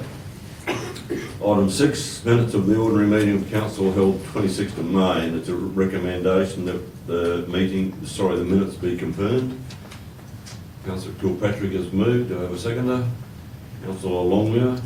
Is there any discussion of the minutes? Any dissent? I shall declare them carried 6-0. Item 7, announcements of the President. Despite it being late in the evening, I can't miss the opportunity to recognise the passing of a former CEO who worked here with me for several years in Len Calnesia. Very sad day, really. Len was a tower of energy and vitality and work. Just such a nice fella.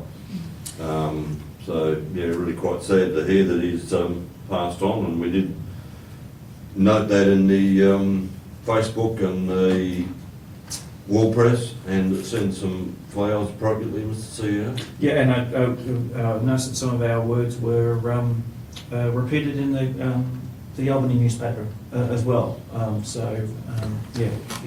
Because Len certainly had been around the local government industry for a long time, starting, as I think it said, in Coolgardie. All right, we shall move on.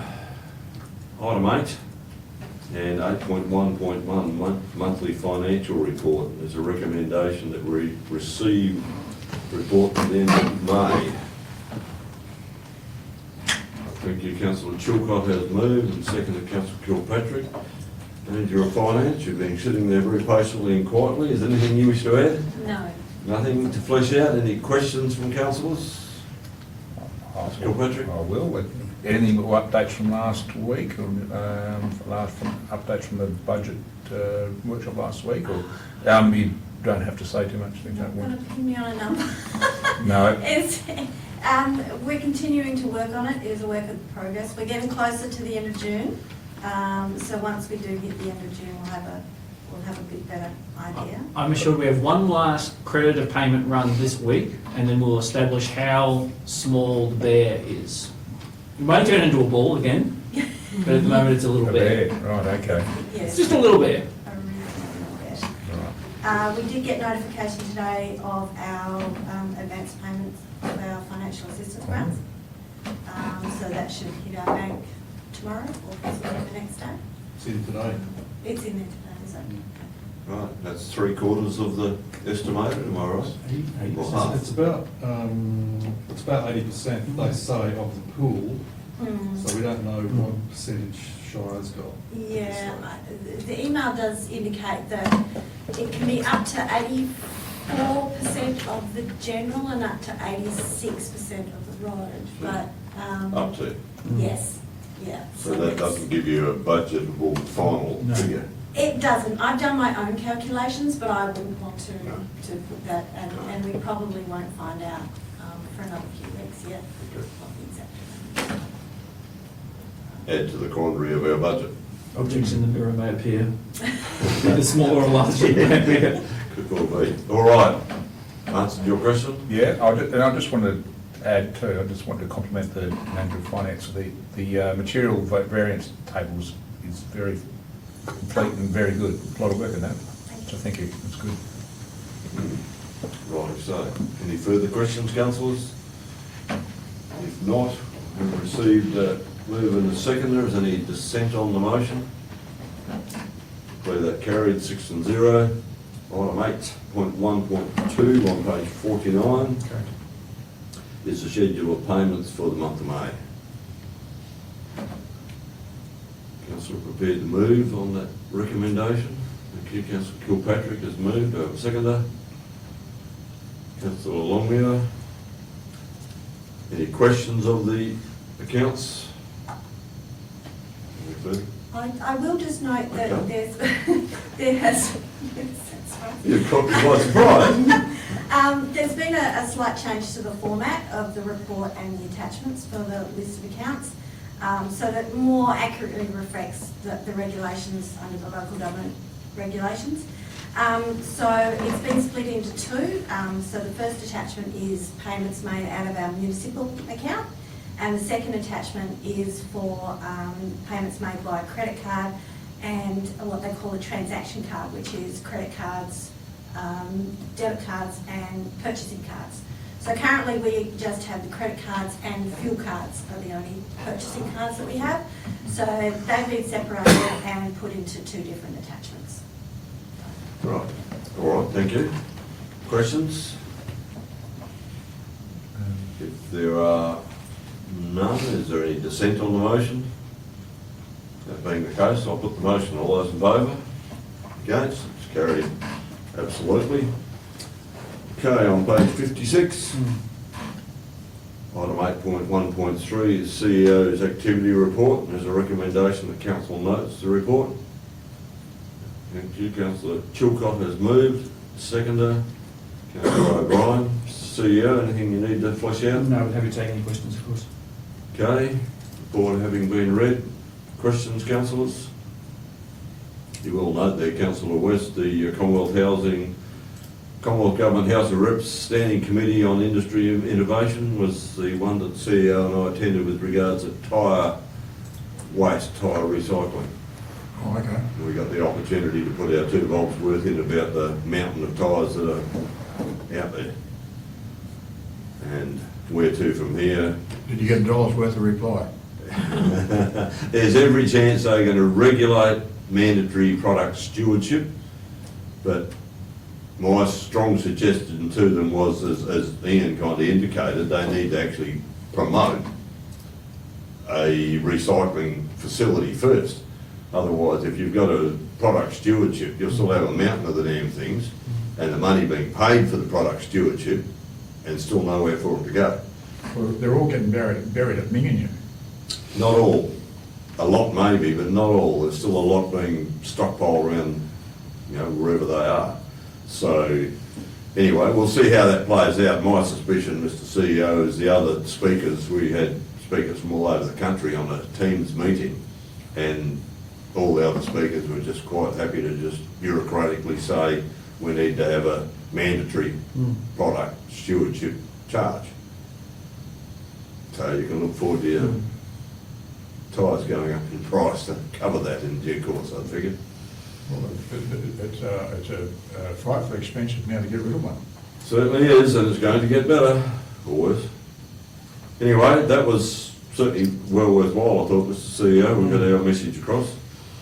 Any other questions of the CEO's report? If not, it has been moved and, sorry, did you? Yes? I was just going to ask Mr. CEO about Landcare, how that separation with the Shire is coming along. Yeah, so it is going well. So Landcare is its own entity now. There was some clean-up that's being done by the Shire of Woodnelly. Their council probably still has some interest in continuing to be involved in that, but they don't necessarily have the administration to direct to continue to be involved in that at this point, as transitional as they are at the moment. The good news from the Lancaster perspective in that last meeting was that the 2 projects that they've been funded for, particularly the tree planting project, are going very, very, very well. So, and there is an energy to continue that pipeline of grant funding to keep that organisation going, albeit, they've got to find exactly what it is that they want to do, whether it's pure environmental work or whether it's more farm assistance, but that's really a matter for that organisation and the communities that are part of it to work out what the direction of the land care is. Yep. Right, good. Councillor West? Yeah, staff accommodation, it says here that Evoca revised their quote and removed some items. What have they removed and how are these items being replaced in alternative means? Yeah, so, a bit by bit analysis I might draw on my learned colleagues, but essentially there were some things that were featured in the quote as optionals that we are going to be doing ourselves. And so there's been no real net impact, there's no real impact actually on the overall figure, but in terms of the actual bits and bobs. Things like the landscaping, the earthworks was something that was a original sum. Fencing were two of the main ones. Yeah. Landscaping. Oh, landscaping, yeah. So those three are, because the original quote or original estimate from Evoke laid out all of the things that Evoke had to do plus provisional sums, and at that stage it wasn't clear who was actually going to do what. So now that we've agreed that the Shire will do certain things, they've taken those out of the official contract so that we will deal with them. But so it shouldn't have any material sort of difference on the overall cost, although we may have some savings from Shire doing earthworks, but we will obviously have to, get contractors in to do the fencing. So the good news is that the contract has now been signed, the development application has been lodged, we are going. Good. All right, anything further? That being the case, has been moved and seconded, is there any dissent? Shall declare that carried absolutely. We're on to item 8.4.1. Oh, sorry. 1.4. Yeah. Light Industry Workshop at Lot 218 Victor Street, and a recommendation that council approve. Is the councillor prepared to move on the recommendation, or Mr CEO, perhaps is there anything you need to add first of all? No, I just note that there is an officer's recommendation, and then there is towards the end of the report, there is an alternative motion that could put forward that involves perhaps a lessening of some of the requirements in council's policy that was presented as if council wished to remove requirements associated with landscaping and the like, which forms part of our policy, but council might deem is not necessary in this particular instance. Yes, okay. Other than that, no further. All right, councillors. I'm certainly don't want to remove the fencing, but I'm not quite sure, given the location, as to landscaping requirement. So I don't know how we go about that, whether it was room for discussion or go ahead with it.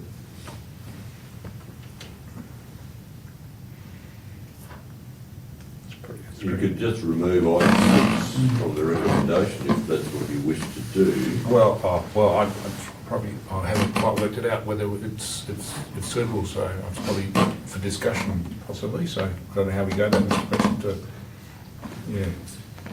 Might have a bit of trouble, have a bit of landscaping down there, mightn't you? So we can move it, subject to that number 6 being removed, is that the process? Well, you could go there, or you could quite simply move the recommendation without item 6, or dot point 6, if that's what you wish to do. That would be better. I guess I'm nervous a little bit of that, because there are other developments. Did we allow the other developments at discretion, Mr. CEO? No, as explained to what councillors prior to the meeting, no, but we don't necessarily have an active policing of those requirements either. It must be said, we operate a complaints-based approach to such matters. Yep.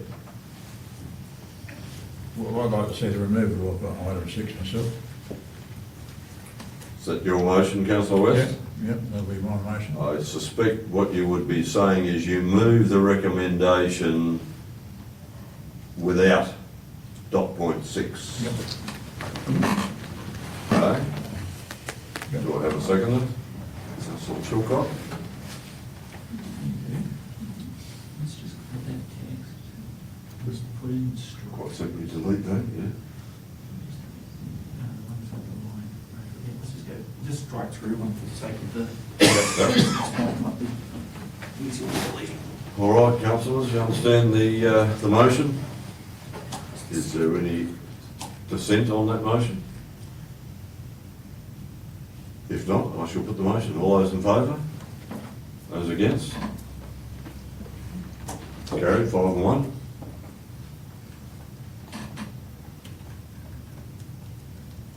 Shall move along. Somewhere in here is the next item. Sorry? You don't have to go. We'll pick it up in due course. Where are you, councillor West? What number? 88, page 88. Scrolling. Thank you. 788, thank you. Item 8.1.5, landfill planning and closure plan. Now, Mr. President, there is something happened in the production of the conversion of the Word file to an Adobe file, and a recommendation for a report that does not feature in this agenda. I'll put in there. So the correct officer recommendation is the council receives the landfill planning and closure plan 2026. That's to make it better than what's written I do there. not know what happened. All right, that's officer's recommendation as is on the board. How do you wish to do your councillors? You moving, councillor Longo? Thank you. Councillor Kilpatrick seconds. So you've heard the conversation today. Is there anything further? Yes? I before E, except after C, in receipt. Yes, it's fine. Except there's a better squealing examples where it doesn't hold. Yeah, Thank you.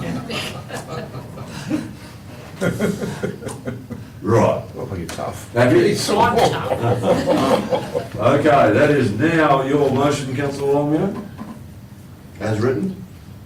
Yeah, it's not that controversial. No, Sorry about the just change. making sure that your changes, you're happy. Is there any dissent on the motion? If not, I shall declare that carried 6-0. Going to page 130. 130. 30. That was a very comprehensive presentation. It was good, in my opinion. It wasn't good. I learnt lots about He was talking refuge sites. And we need to know that stuff because I know. we now need to know what to look for in the future. Need to All right, stop doing that. 8.1.6, draft local planning policy, tree farms. Mr. CEO, I did have a bit of a discussion with you with regards to dot point 2 in the actual policy. Yeah, so if you wish to make amendments to the policy, a motion to give effect to that would be that to make some changes to point 1 or a new addition to new point 1, which would be the council subject to the amendment of the policy in the manner that you describe. Yeah. Agrees to resolves advertised. Advertising, yeah. So the changes that we were discussing would potentially be to, and now it's shown on page 135 Yes. of the agenda, which is the point 2 there. The portion of a percentage of tree farm area on a lot-by-lot basis, generally a 30 to 35% maximum planting area is construed as ancillary, although each application will be assessed on its merits on a case-by-case basis, and potentially the insertion of some words related to, mindful of the land use or the quality of the land or something to that effect. Quality of the land. Where I was going with the council is I was concerned that where these tree farm plantations are likely to be, it's potentially going to be degraded country anyway. And the limitation of 30 to 35% was concerning me because ideally if the whole lot's degraded then you can plant something on it that helps. We we'd rather do the whole lot, or allow the whole lot if that was the suggestion or the request. Because it is on an individual title, lot by lot basis, and that could make it complicated. So it's trying to free up the capacity of a proponent to do more in degraded land. Well, that's only, everyone's only having a win, aren't they? That's right. So, So if you're comfortable with that we could add something to that effect into that dot point 2 on page 135 of that policy. This is only then going to advertisement. yeah. It's not locking it into place yet, but my suggestion was let's get it with that leniency in it, if you like, before it goes to advertising. Right. On that point, Mr. President, then getting back to our previous applicant's Yes. thing there, and the fire breaks, where does that fall into this policy of reducing the fire breaks to make it worthwhile? Good question, Mr. CEO. Yeah, so the matter of fire is dealt with generally in the policy, but primarily goes back to the bushfire notice being the instrument that sets what fire breaks would be. And the reason for that is the bushfire notice is set by BFAC and then by council. And ultimately BFAC are the men and women that go out and put up those fires and are best placed to determine what they believe are the safe conditions and manual conditions for the capacities of those brigades. So the actual, while there are requirements associated with bushfire mitigation there, the actual policy goes back to the bushfire brigade notice in terms of the fire breaks themselves. I think the biggest thing about this here is there's a lot of difference between our former councillors doing and, as I understand, a normal a tree farm in the past, e.g. blue gums. Yeah. Now they're concentrated and they're tall and there is a huge fire risk.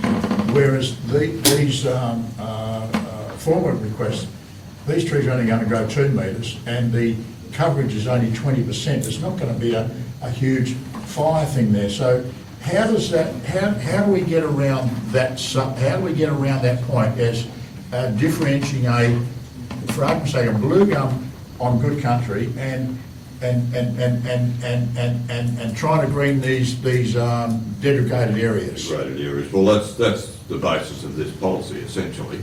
And if I can add right at the moment, let's not dwell too much on debating this right now. Right, We'll okay. let the public come back to us and then fine tune the item. So this will come back to council after next month I suspect, 21 days of advertising. It'll come back before council for final approval. So in other words, this here is doesn't matter whether we've got trees this high or whether we've got trees 40 feet high, they're all under that same umbrella?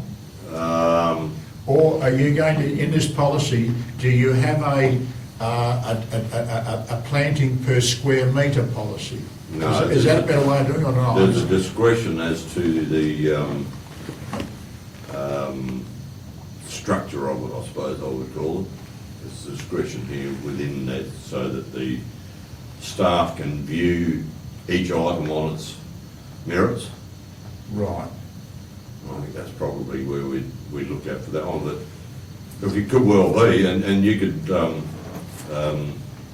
put your own submission into this if you wished before we finalise it, coming back to council, put the opportunity to have a look at it and put your own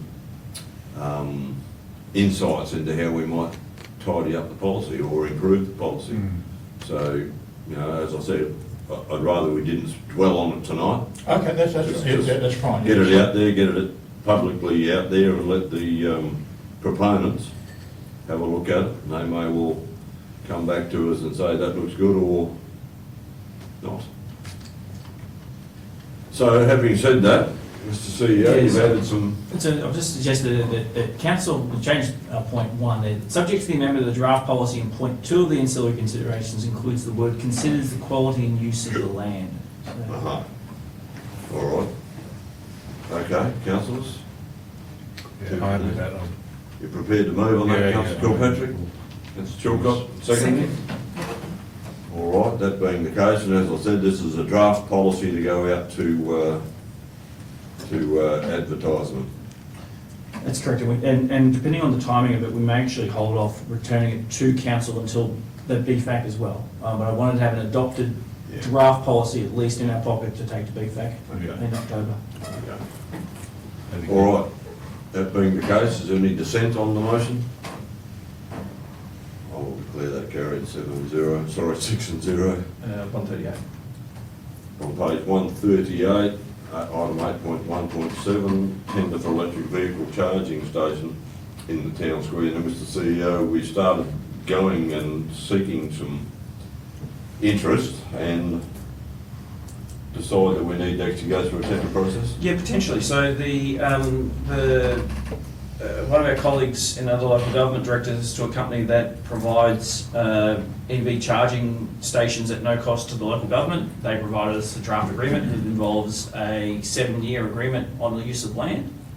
I think that the proposal was a sound proposal, but there could be a better proposal. And in terms of due diligence, if another electric charging company was to come to me and say, we didn't get a shot at this, I'd have a little defence on that.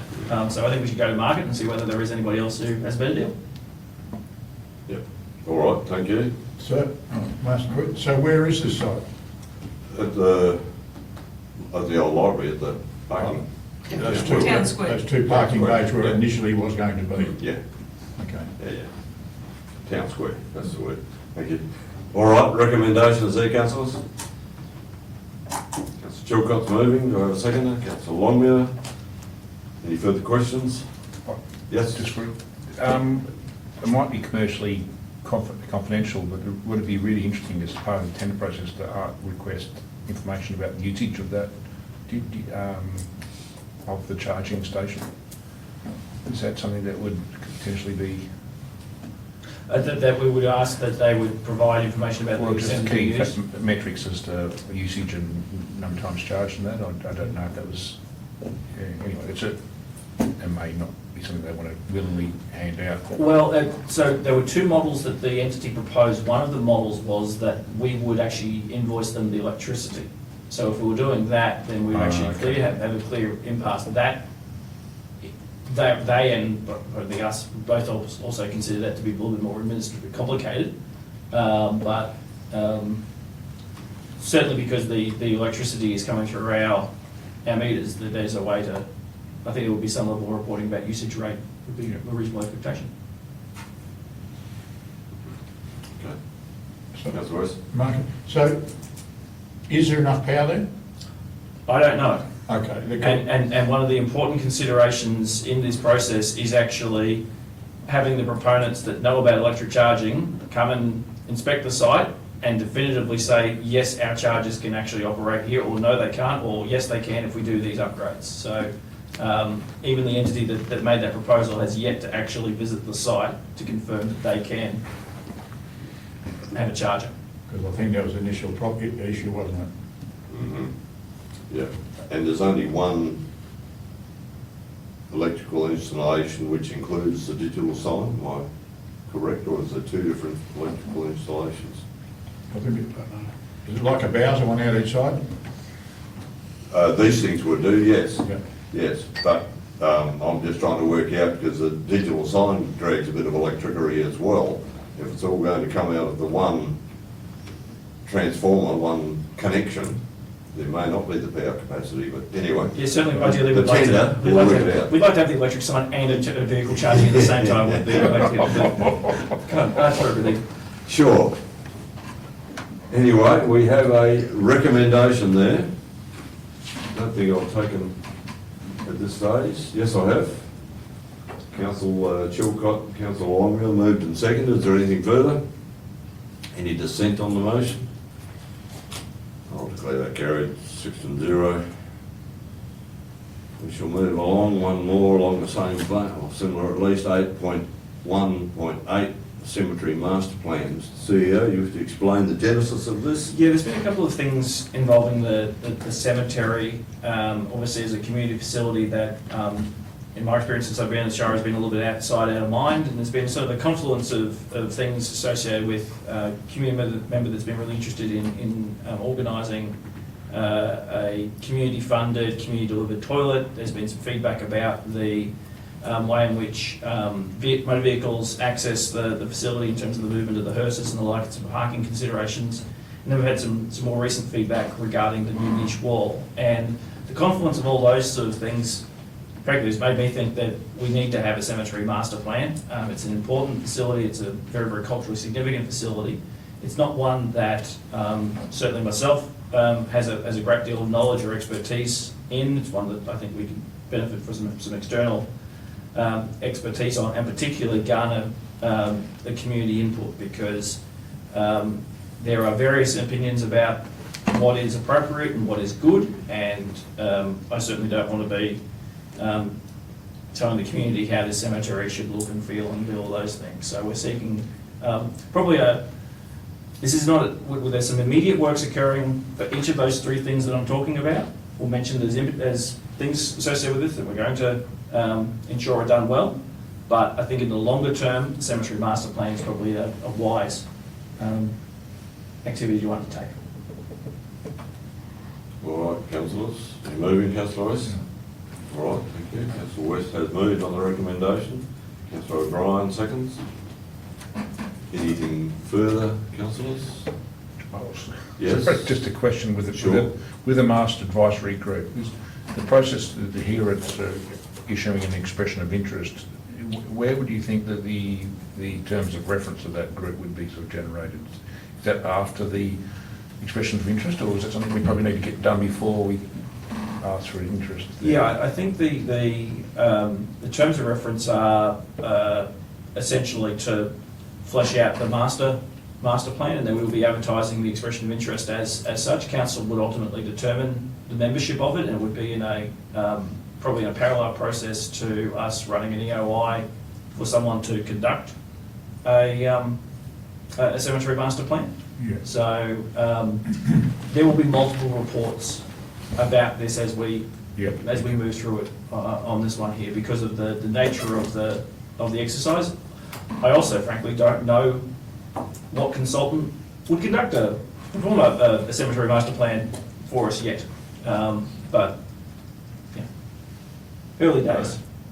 Councillor West. I got an idea then. What about these two guys sitting over here? Why couldn't they do a bit of homework on a master plan?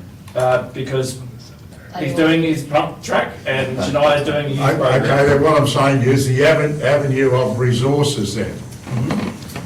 So the opportunity we could certainly inquire whether there would be a university student as part of the summer round of the UWA internship program.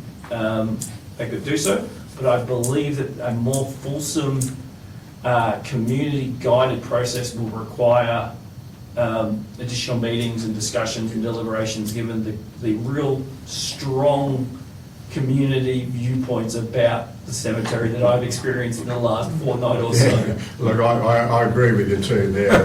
But so so you're talking about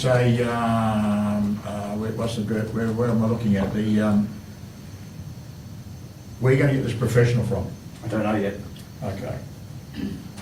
So he will be a starting consultant, so to speak. But he or she, That's correct. So they, So one of the, to do a parallel, when when officers asked council to consider doing a waste management plan, I had no idea that we would have someone as talented and expert as Ian come forward to do that. So we run an expression of interest. We got multiple bids on that one. You pick make recommendations on a consultant, council picks a consultant, and away we go. So, yeah, it's not an area that I have a lot of expertise on, but I know that there are people that do it, and there are cemetery master plans that have been developed by the local governments, and I'm sure I'll be able to draw on the expertise of my colleagues to find someone that can do a good job at it. Okay, that Ian guy there, did he cost us? Yes, but we in the sense that we ran a procurement process and he was a paid consultant, yes. Okay. Yep. So, yeah, okay. So there's no such thing as free lunch.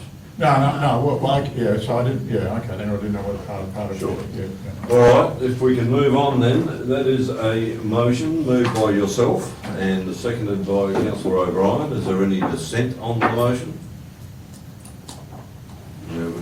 You're a bit cautious, sorry? No, I wanted to ask a question. Okay, you may do that. So do we have any military graves in our cemetery? I believe so, but I haven't got any first-hand Because they have to experience be, of them. no one can touch those or do anything. Only the military can do that, the Defence Force. But there is also a group of people that go around, which I have a family member, who goes around and does researches and names plots and identifies and does historical stuff. So maybe those sort of people need to be on this committee. The unmarked graves group you're referring to? Yeah, Okay. yeah. Yeah, there are significant cultural implications at that Yeah, cemetery. and There yes, are as Aboriginal well. people buried up there. There's people that from all different walks of life.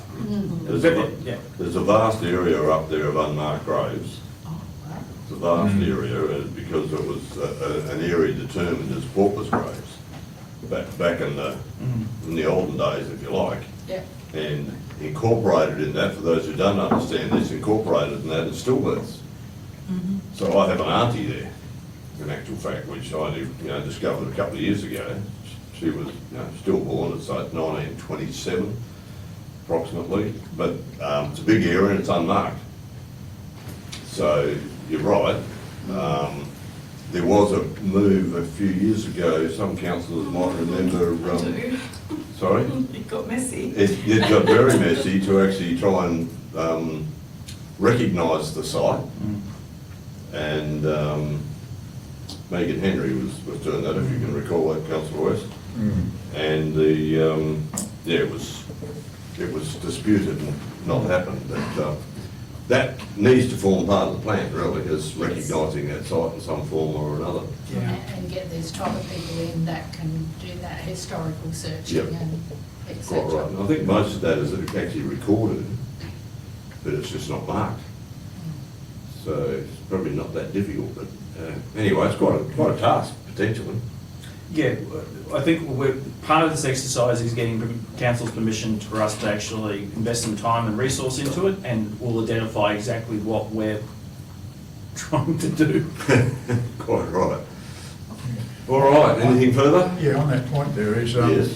on this master plan there, and I don't know whether it currently exists on our cemetery, if we've got a plan or whatever it is, but in Karrakatta, you've got a 99-year lease on your plot.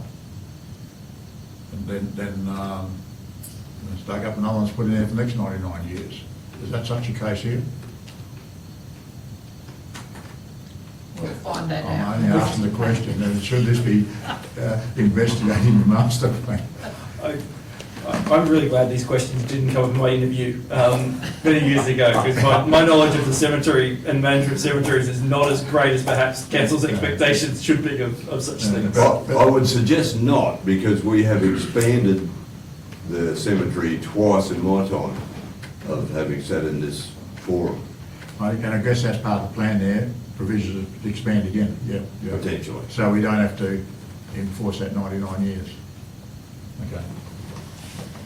Potentially, but I'm not, I wouldn't set that in stone either. All right, we'll move on for now, councillors. Sorry. As a recommendation, I'm going to put, unless there's any dissent. All those in favour? Those against? Carried. Absolutely.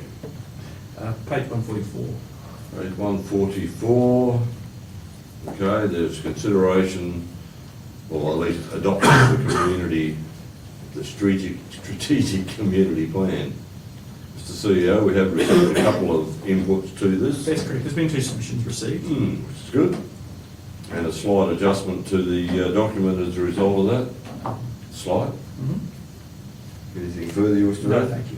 All right, councillors, the recommendation is there. Moving, councillor Chilcott. And Do we have a seconder? Councillor Longmuir. Any questions? Any dissent? Declare that carried, 6-0. 150. Page 150, we have the Deputy CEO's report and a recommendation that council receive. Councillor Kilpatrick has moved, Councillor O'Brien seconds. Mr Deputy, is there anything you need to expand upon? Probably just to let councillors know that the sale of the settlement on the Saul Street properties is due tomorrow. Good. See some progress, all right. Any questions on the report? No, all good. Okay, that being the case, I'll ask is there any dissent on the motion? If not, I shall declare that carried, 6-0. Item 8.2.1 on page 160. I'm on the ball, yeah. That is the differential rates and the going out to advertisement, Mr CEO. So this is consistent with the, because of the things that we presented at the various budget workshops. Yeah. Councillors, you moving? I am. Councillor Chilcott moved. Councillor Kilpatrick, you? A seconder can't make an amendment, can they? I'll, no. Not ideally. No, no. I will. So you're going to need someone else to second Do it, it. and then we can debate it. Ideally, that we need to get a seconder. Councillor Longmuir has seconded. Are you indicating the need to an amendment, councillor? I was going to test the waters. I might foreshadow a motion there, if that's all right, Mr. President. Foreshadow. Okay. Your foreshadowed And motion the officer is? recommendation will be the same, except for GR commercial industrial, the minimum payment will be $1,000. I would consider that an amendment, Mr CEO, because it's not a substantial operation. Yeah, well, if the, Not commenting. No, I'm just checking, I'm just double checking the officers, the alternative motion that was in the report, just to make sure that point 1 also changes as a result of that, doesn't it? The total rate yield. 'Cause we did, Yes, correct. because we actually did model that, did we not? Yeah, that's right. And that's reflected in that? Yes, it is. It's slightly different. Yeah, and it's reflected And in that's reflected in that report. yeah. There would actually be 2 technical changes in the amendment, Okay. which is permissible and does, yes, the answer to the question, yes, it is amendment, but it will be amending both those points. Sorry, there would be some little wording change to point 4 as well. Just I'm to- then going to suggest that that is a foreshadowed motion for Or clarity. confusing it. For ease of process. Sure. So councillor Kilpatrick is foreshadowing the alternate motion which appears on page 163. Sorry, Zoe.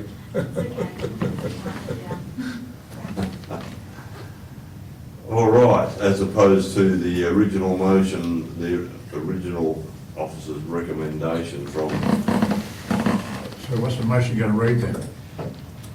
at the moment, as in the pink box, that is the motion that has been put by councillor Chilcott, seconded by Longmuir. Yep. Now, I'm going to ask, is there any dissent on that recommendation, on that motion? Well, there might be. Complication. Councillor Chilcott, the alternate to this is that the officer recommendation that you moved could be withdrawn if you were in favour of the foreshadowed. What's a foreshadowed motion? On the top of page 163,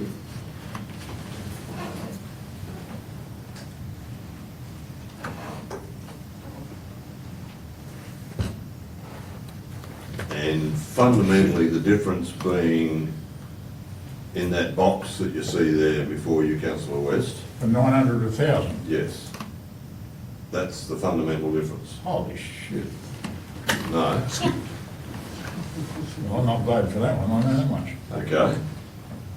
Councillor Chilcott, your discretion as to whether you maintain your motion. I'm going to stand my ground. All right, I'm happy for that. It's your motion, you wish to speak to it? I feel that the rates increase as per our budget workshop meetings and everything was fair and just. I'm very happy with the contents of the original motion. Okay, thank you.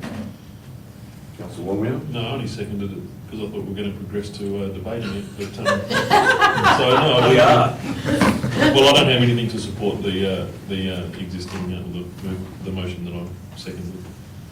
Sure. Councillor Kilpatrick, speaking against? Oh, look, it's a small material amount, but I feel that the commercial minimum payment is almost on par with non-commercial and general.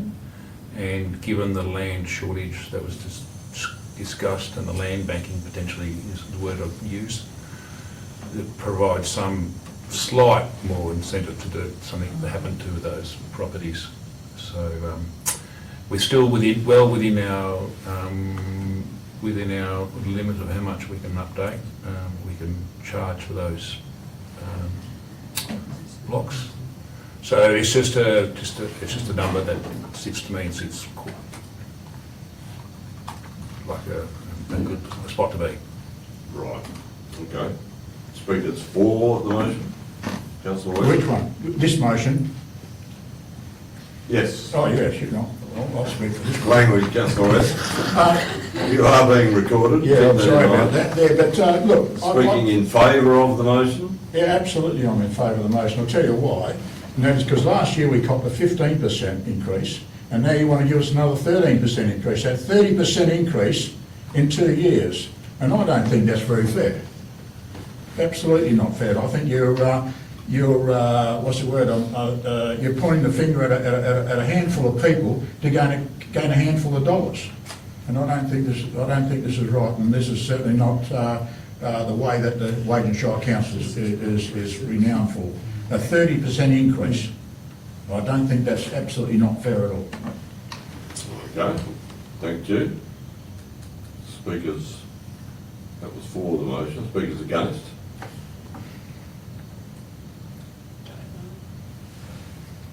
We've only got one left anyway, Councillor. Yeah, I can see both points, and it is really hard because there is that abuse of land banking, and but you sort of wonder, would $100 make that much difference to get them to utilise the land instead of just it sitting there? And you know, everyone's doing it tough. Everyone's doing it tough. $100 can be a lot of money for some people.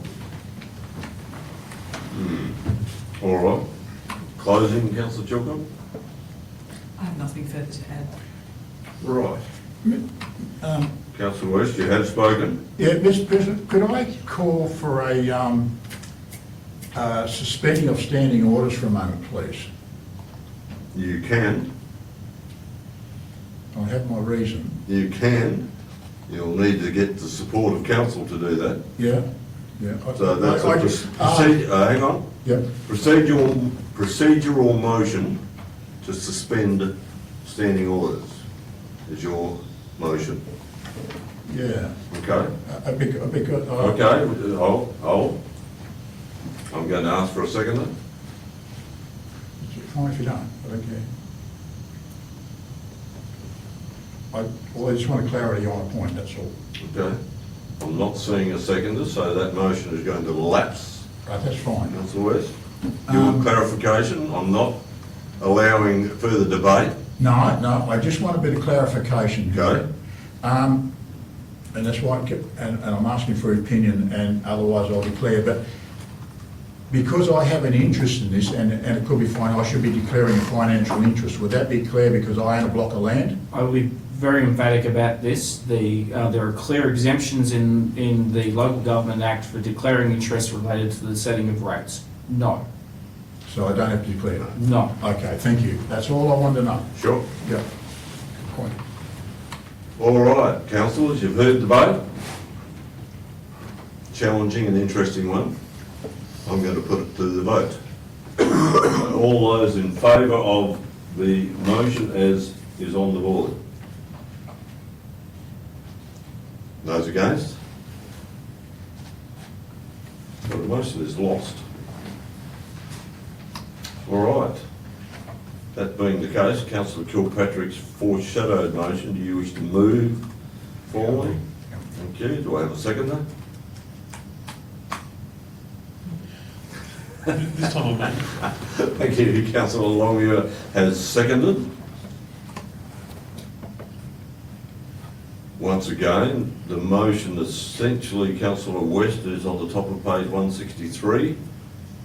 Mr. Zoning, can I just pause for a You moment may. for the clarity of the minute taking so we get this absolutely right, given the importance of such things? Yes. We want to go back on things. So the previous motion was lost 3-3, was it? Sorry, it was 4-2. 4-2, sorry. What did I declare? You may have declared it completely accurately. I was It was 2-4. 2-4, okay, and it would have been Councillor Chilcott and Councillor West for motion? Yes. That's all right. Sorry about that. I apologise for the. No, that's fine. I reckon normal radio. I'm happy for you to get it accurate. Right, so, Zoe was onto it anyway. All right, so the new motion, if you can scroll down a little, Zoe, on the page, top of page 163. You don't have page numbers? so you go further down, it'll be on the very bottom of the report. Oh, There we go. there it is there. Amongst others, that will be your motion, Councillor Kilpatrick. All right, go through the same process. Is there any dissent on that motion? Yeah. Okay, Councillor Kilpatrick, speaking. Oh, look, as I discussed before, I think we've got too much vacant commercial land that's sought after. The minimum payment's still very low, I feel, and that's why I've just gone to that extra, or to $1,000. All right, thank you. I think Councillor Longmuir seconded. You speaking. Agreed. Yeah, the shortage of commercial land in town is a real issue, and anything, whether it's symbolic or actual, is it's a good message to send to owners of the land that we'd like to see developed. Yep. All right, speakers against. Councillor West. Yeah, I speak against the motion because what I feel that we're trying to do here, we're trying to put a Band-Aid on something that we failed to address many years ago. And I just think that a 30% increase in 2 years, no one else does that sort of rate increase. And I feel victimised, and this should have been addressed many years ago. Not all of a sudden now trying to put the rates up and up and up. Because really when it boils down to, when it's all developed, you've got to pick up another $200. It just doesn't make sense. Absolutely makes sense. That does not make sense at all. So, whether we go and develop the sites or this here is not going to make any difference. Well, put it up another $100 because the land's already there, and I think you find your rates with a building on there is going to go to $1,200 or $1,300. That's not throwing out an incentive for these people to go and build on. None whatsoever. All right, fair call, thank you. Speakers for the motion? Only You have. Oh, all right. Only some of us get to speak multiple times. It's well, I would say that once it's been developed, it will generate a rent or have a purpose, and the rate as a percentage of the of its function or its income. We'll move on. I'll allow the mover of the motion to have the right to reply shortly, but we're looking to see who else is wishes to speak either for or against. You don't, it's not a requirement, you don't have to. No, but I think I'm speaking against, which seems a bit Irish. Because it's almost penalising the people who have developed their land and have built a business, because they're having to pay the $1,000 as opposed to a lower rate. So, I don't know. All right. Speakers for. Passing on the opportunity, I'll go back to you, Councillor Kilpatrick, in closing. Yeah, well, I sort of argue this is for basically commercial land that actually that is vacant, and Yeah. so there's nothing there. And I'll probably go to what Councillor West says, that there's probably something should have done years ago, and this is the process of perhaps trying to do something. It's only symbolic, potentially, but I think it's something. All right. It'll do. Debate closed. I'll put the motion. All those in favour? Those against? Carried 4 and 2. Good debate. Councillors, I might add two things once the debate has finalised, that we actually did develop the entire wreck some years ago. God rest his soul, Len Calnesia actually developed the rest of the wreck after that first strip along where Cam Forest and the like had been done. The rest was just Landgate land, and the whole lot got swooped up in a matter of weeks in the last year or so. So we had ample supplies Oh, yeah, until recently, yeah, I know, yeah. which was unfortunate. So And we didn't put that conditions in there like we put on the last house land purchase, or house land purchase. we didn't own it, so we couldn't to sell it. Anyway, we've put that out for advertisement, Mr. CEO. We may get response. See how it goes from there. All right, we'll move along. Item 8.4.1, Works and Services Report. And I had heard tell that our acting works manager was coming this evening. Yes, he's provided me with an apology. Okay. And this is being the fourth week of acting manager works. The manager works will be back on deck on Monday, and we look forward to that, albeit that the team has done a great job in Alan's absence. Good. So there's a recommendation, Council notes, the manager of works report. Councillor Kilpatrick has moved, Councillor Chilcott seconds. Are there any questions? I'm sure the CEO would be delighted to fill you in on how to build a road. As long as they're not about the cemetery, I'm fielding all sorts of questions tonight, and we're happy to do so. Is there any dissent on the motion? Clear that carried 6 and 0. All right, we'll move on. Item 9, motions which previous notice has been given. There isn't it? There are nil. Questions by members of which due notice has been given. Again, nil. Urgent business. I have received none. You have none, and councillors have none. I will go on to confidential. And there's a need to close the meeting to the general public. We won't be long if you want to wait outside. Quite welcome to stay with us for a few moments. You moving, Councillor O'Brien? Yes. Thank you. And second, Councillor Chilcott. There being no further general business, no further business, I declare the meeting closed.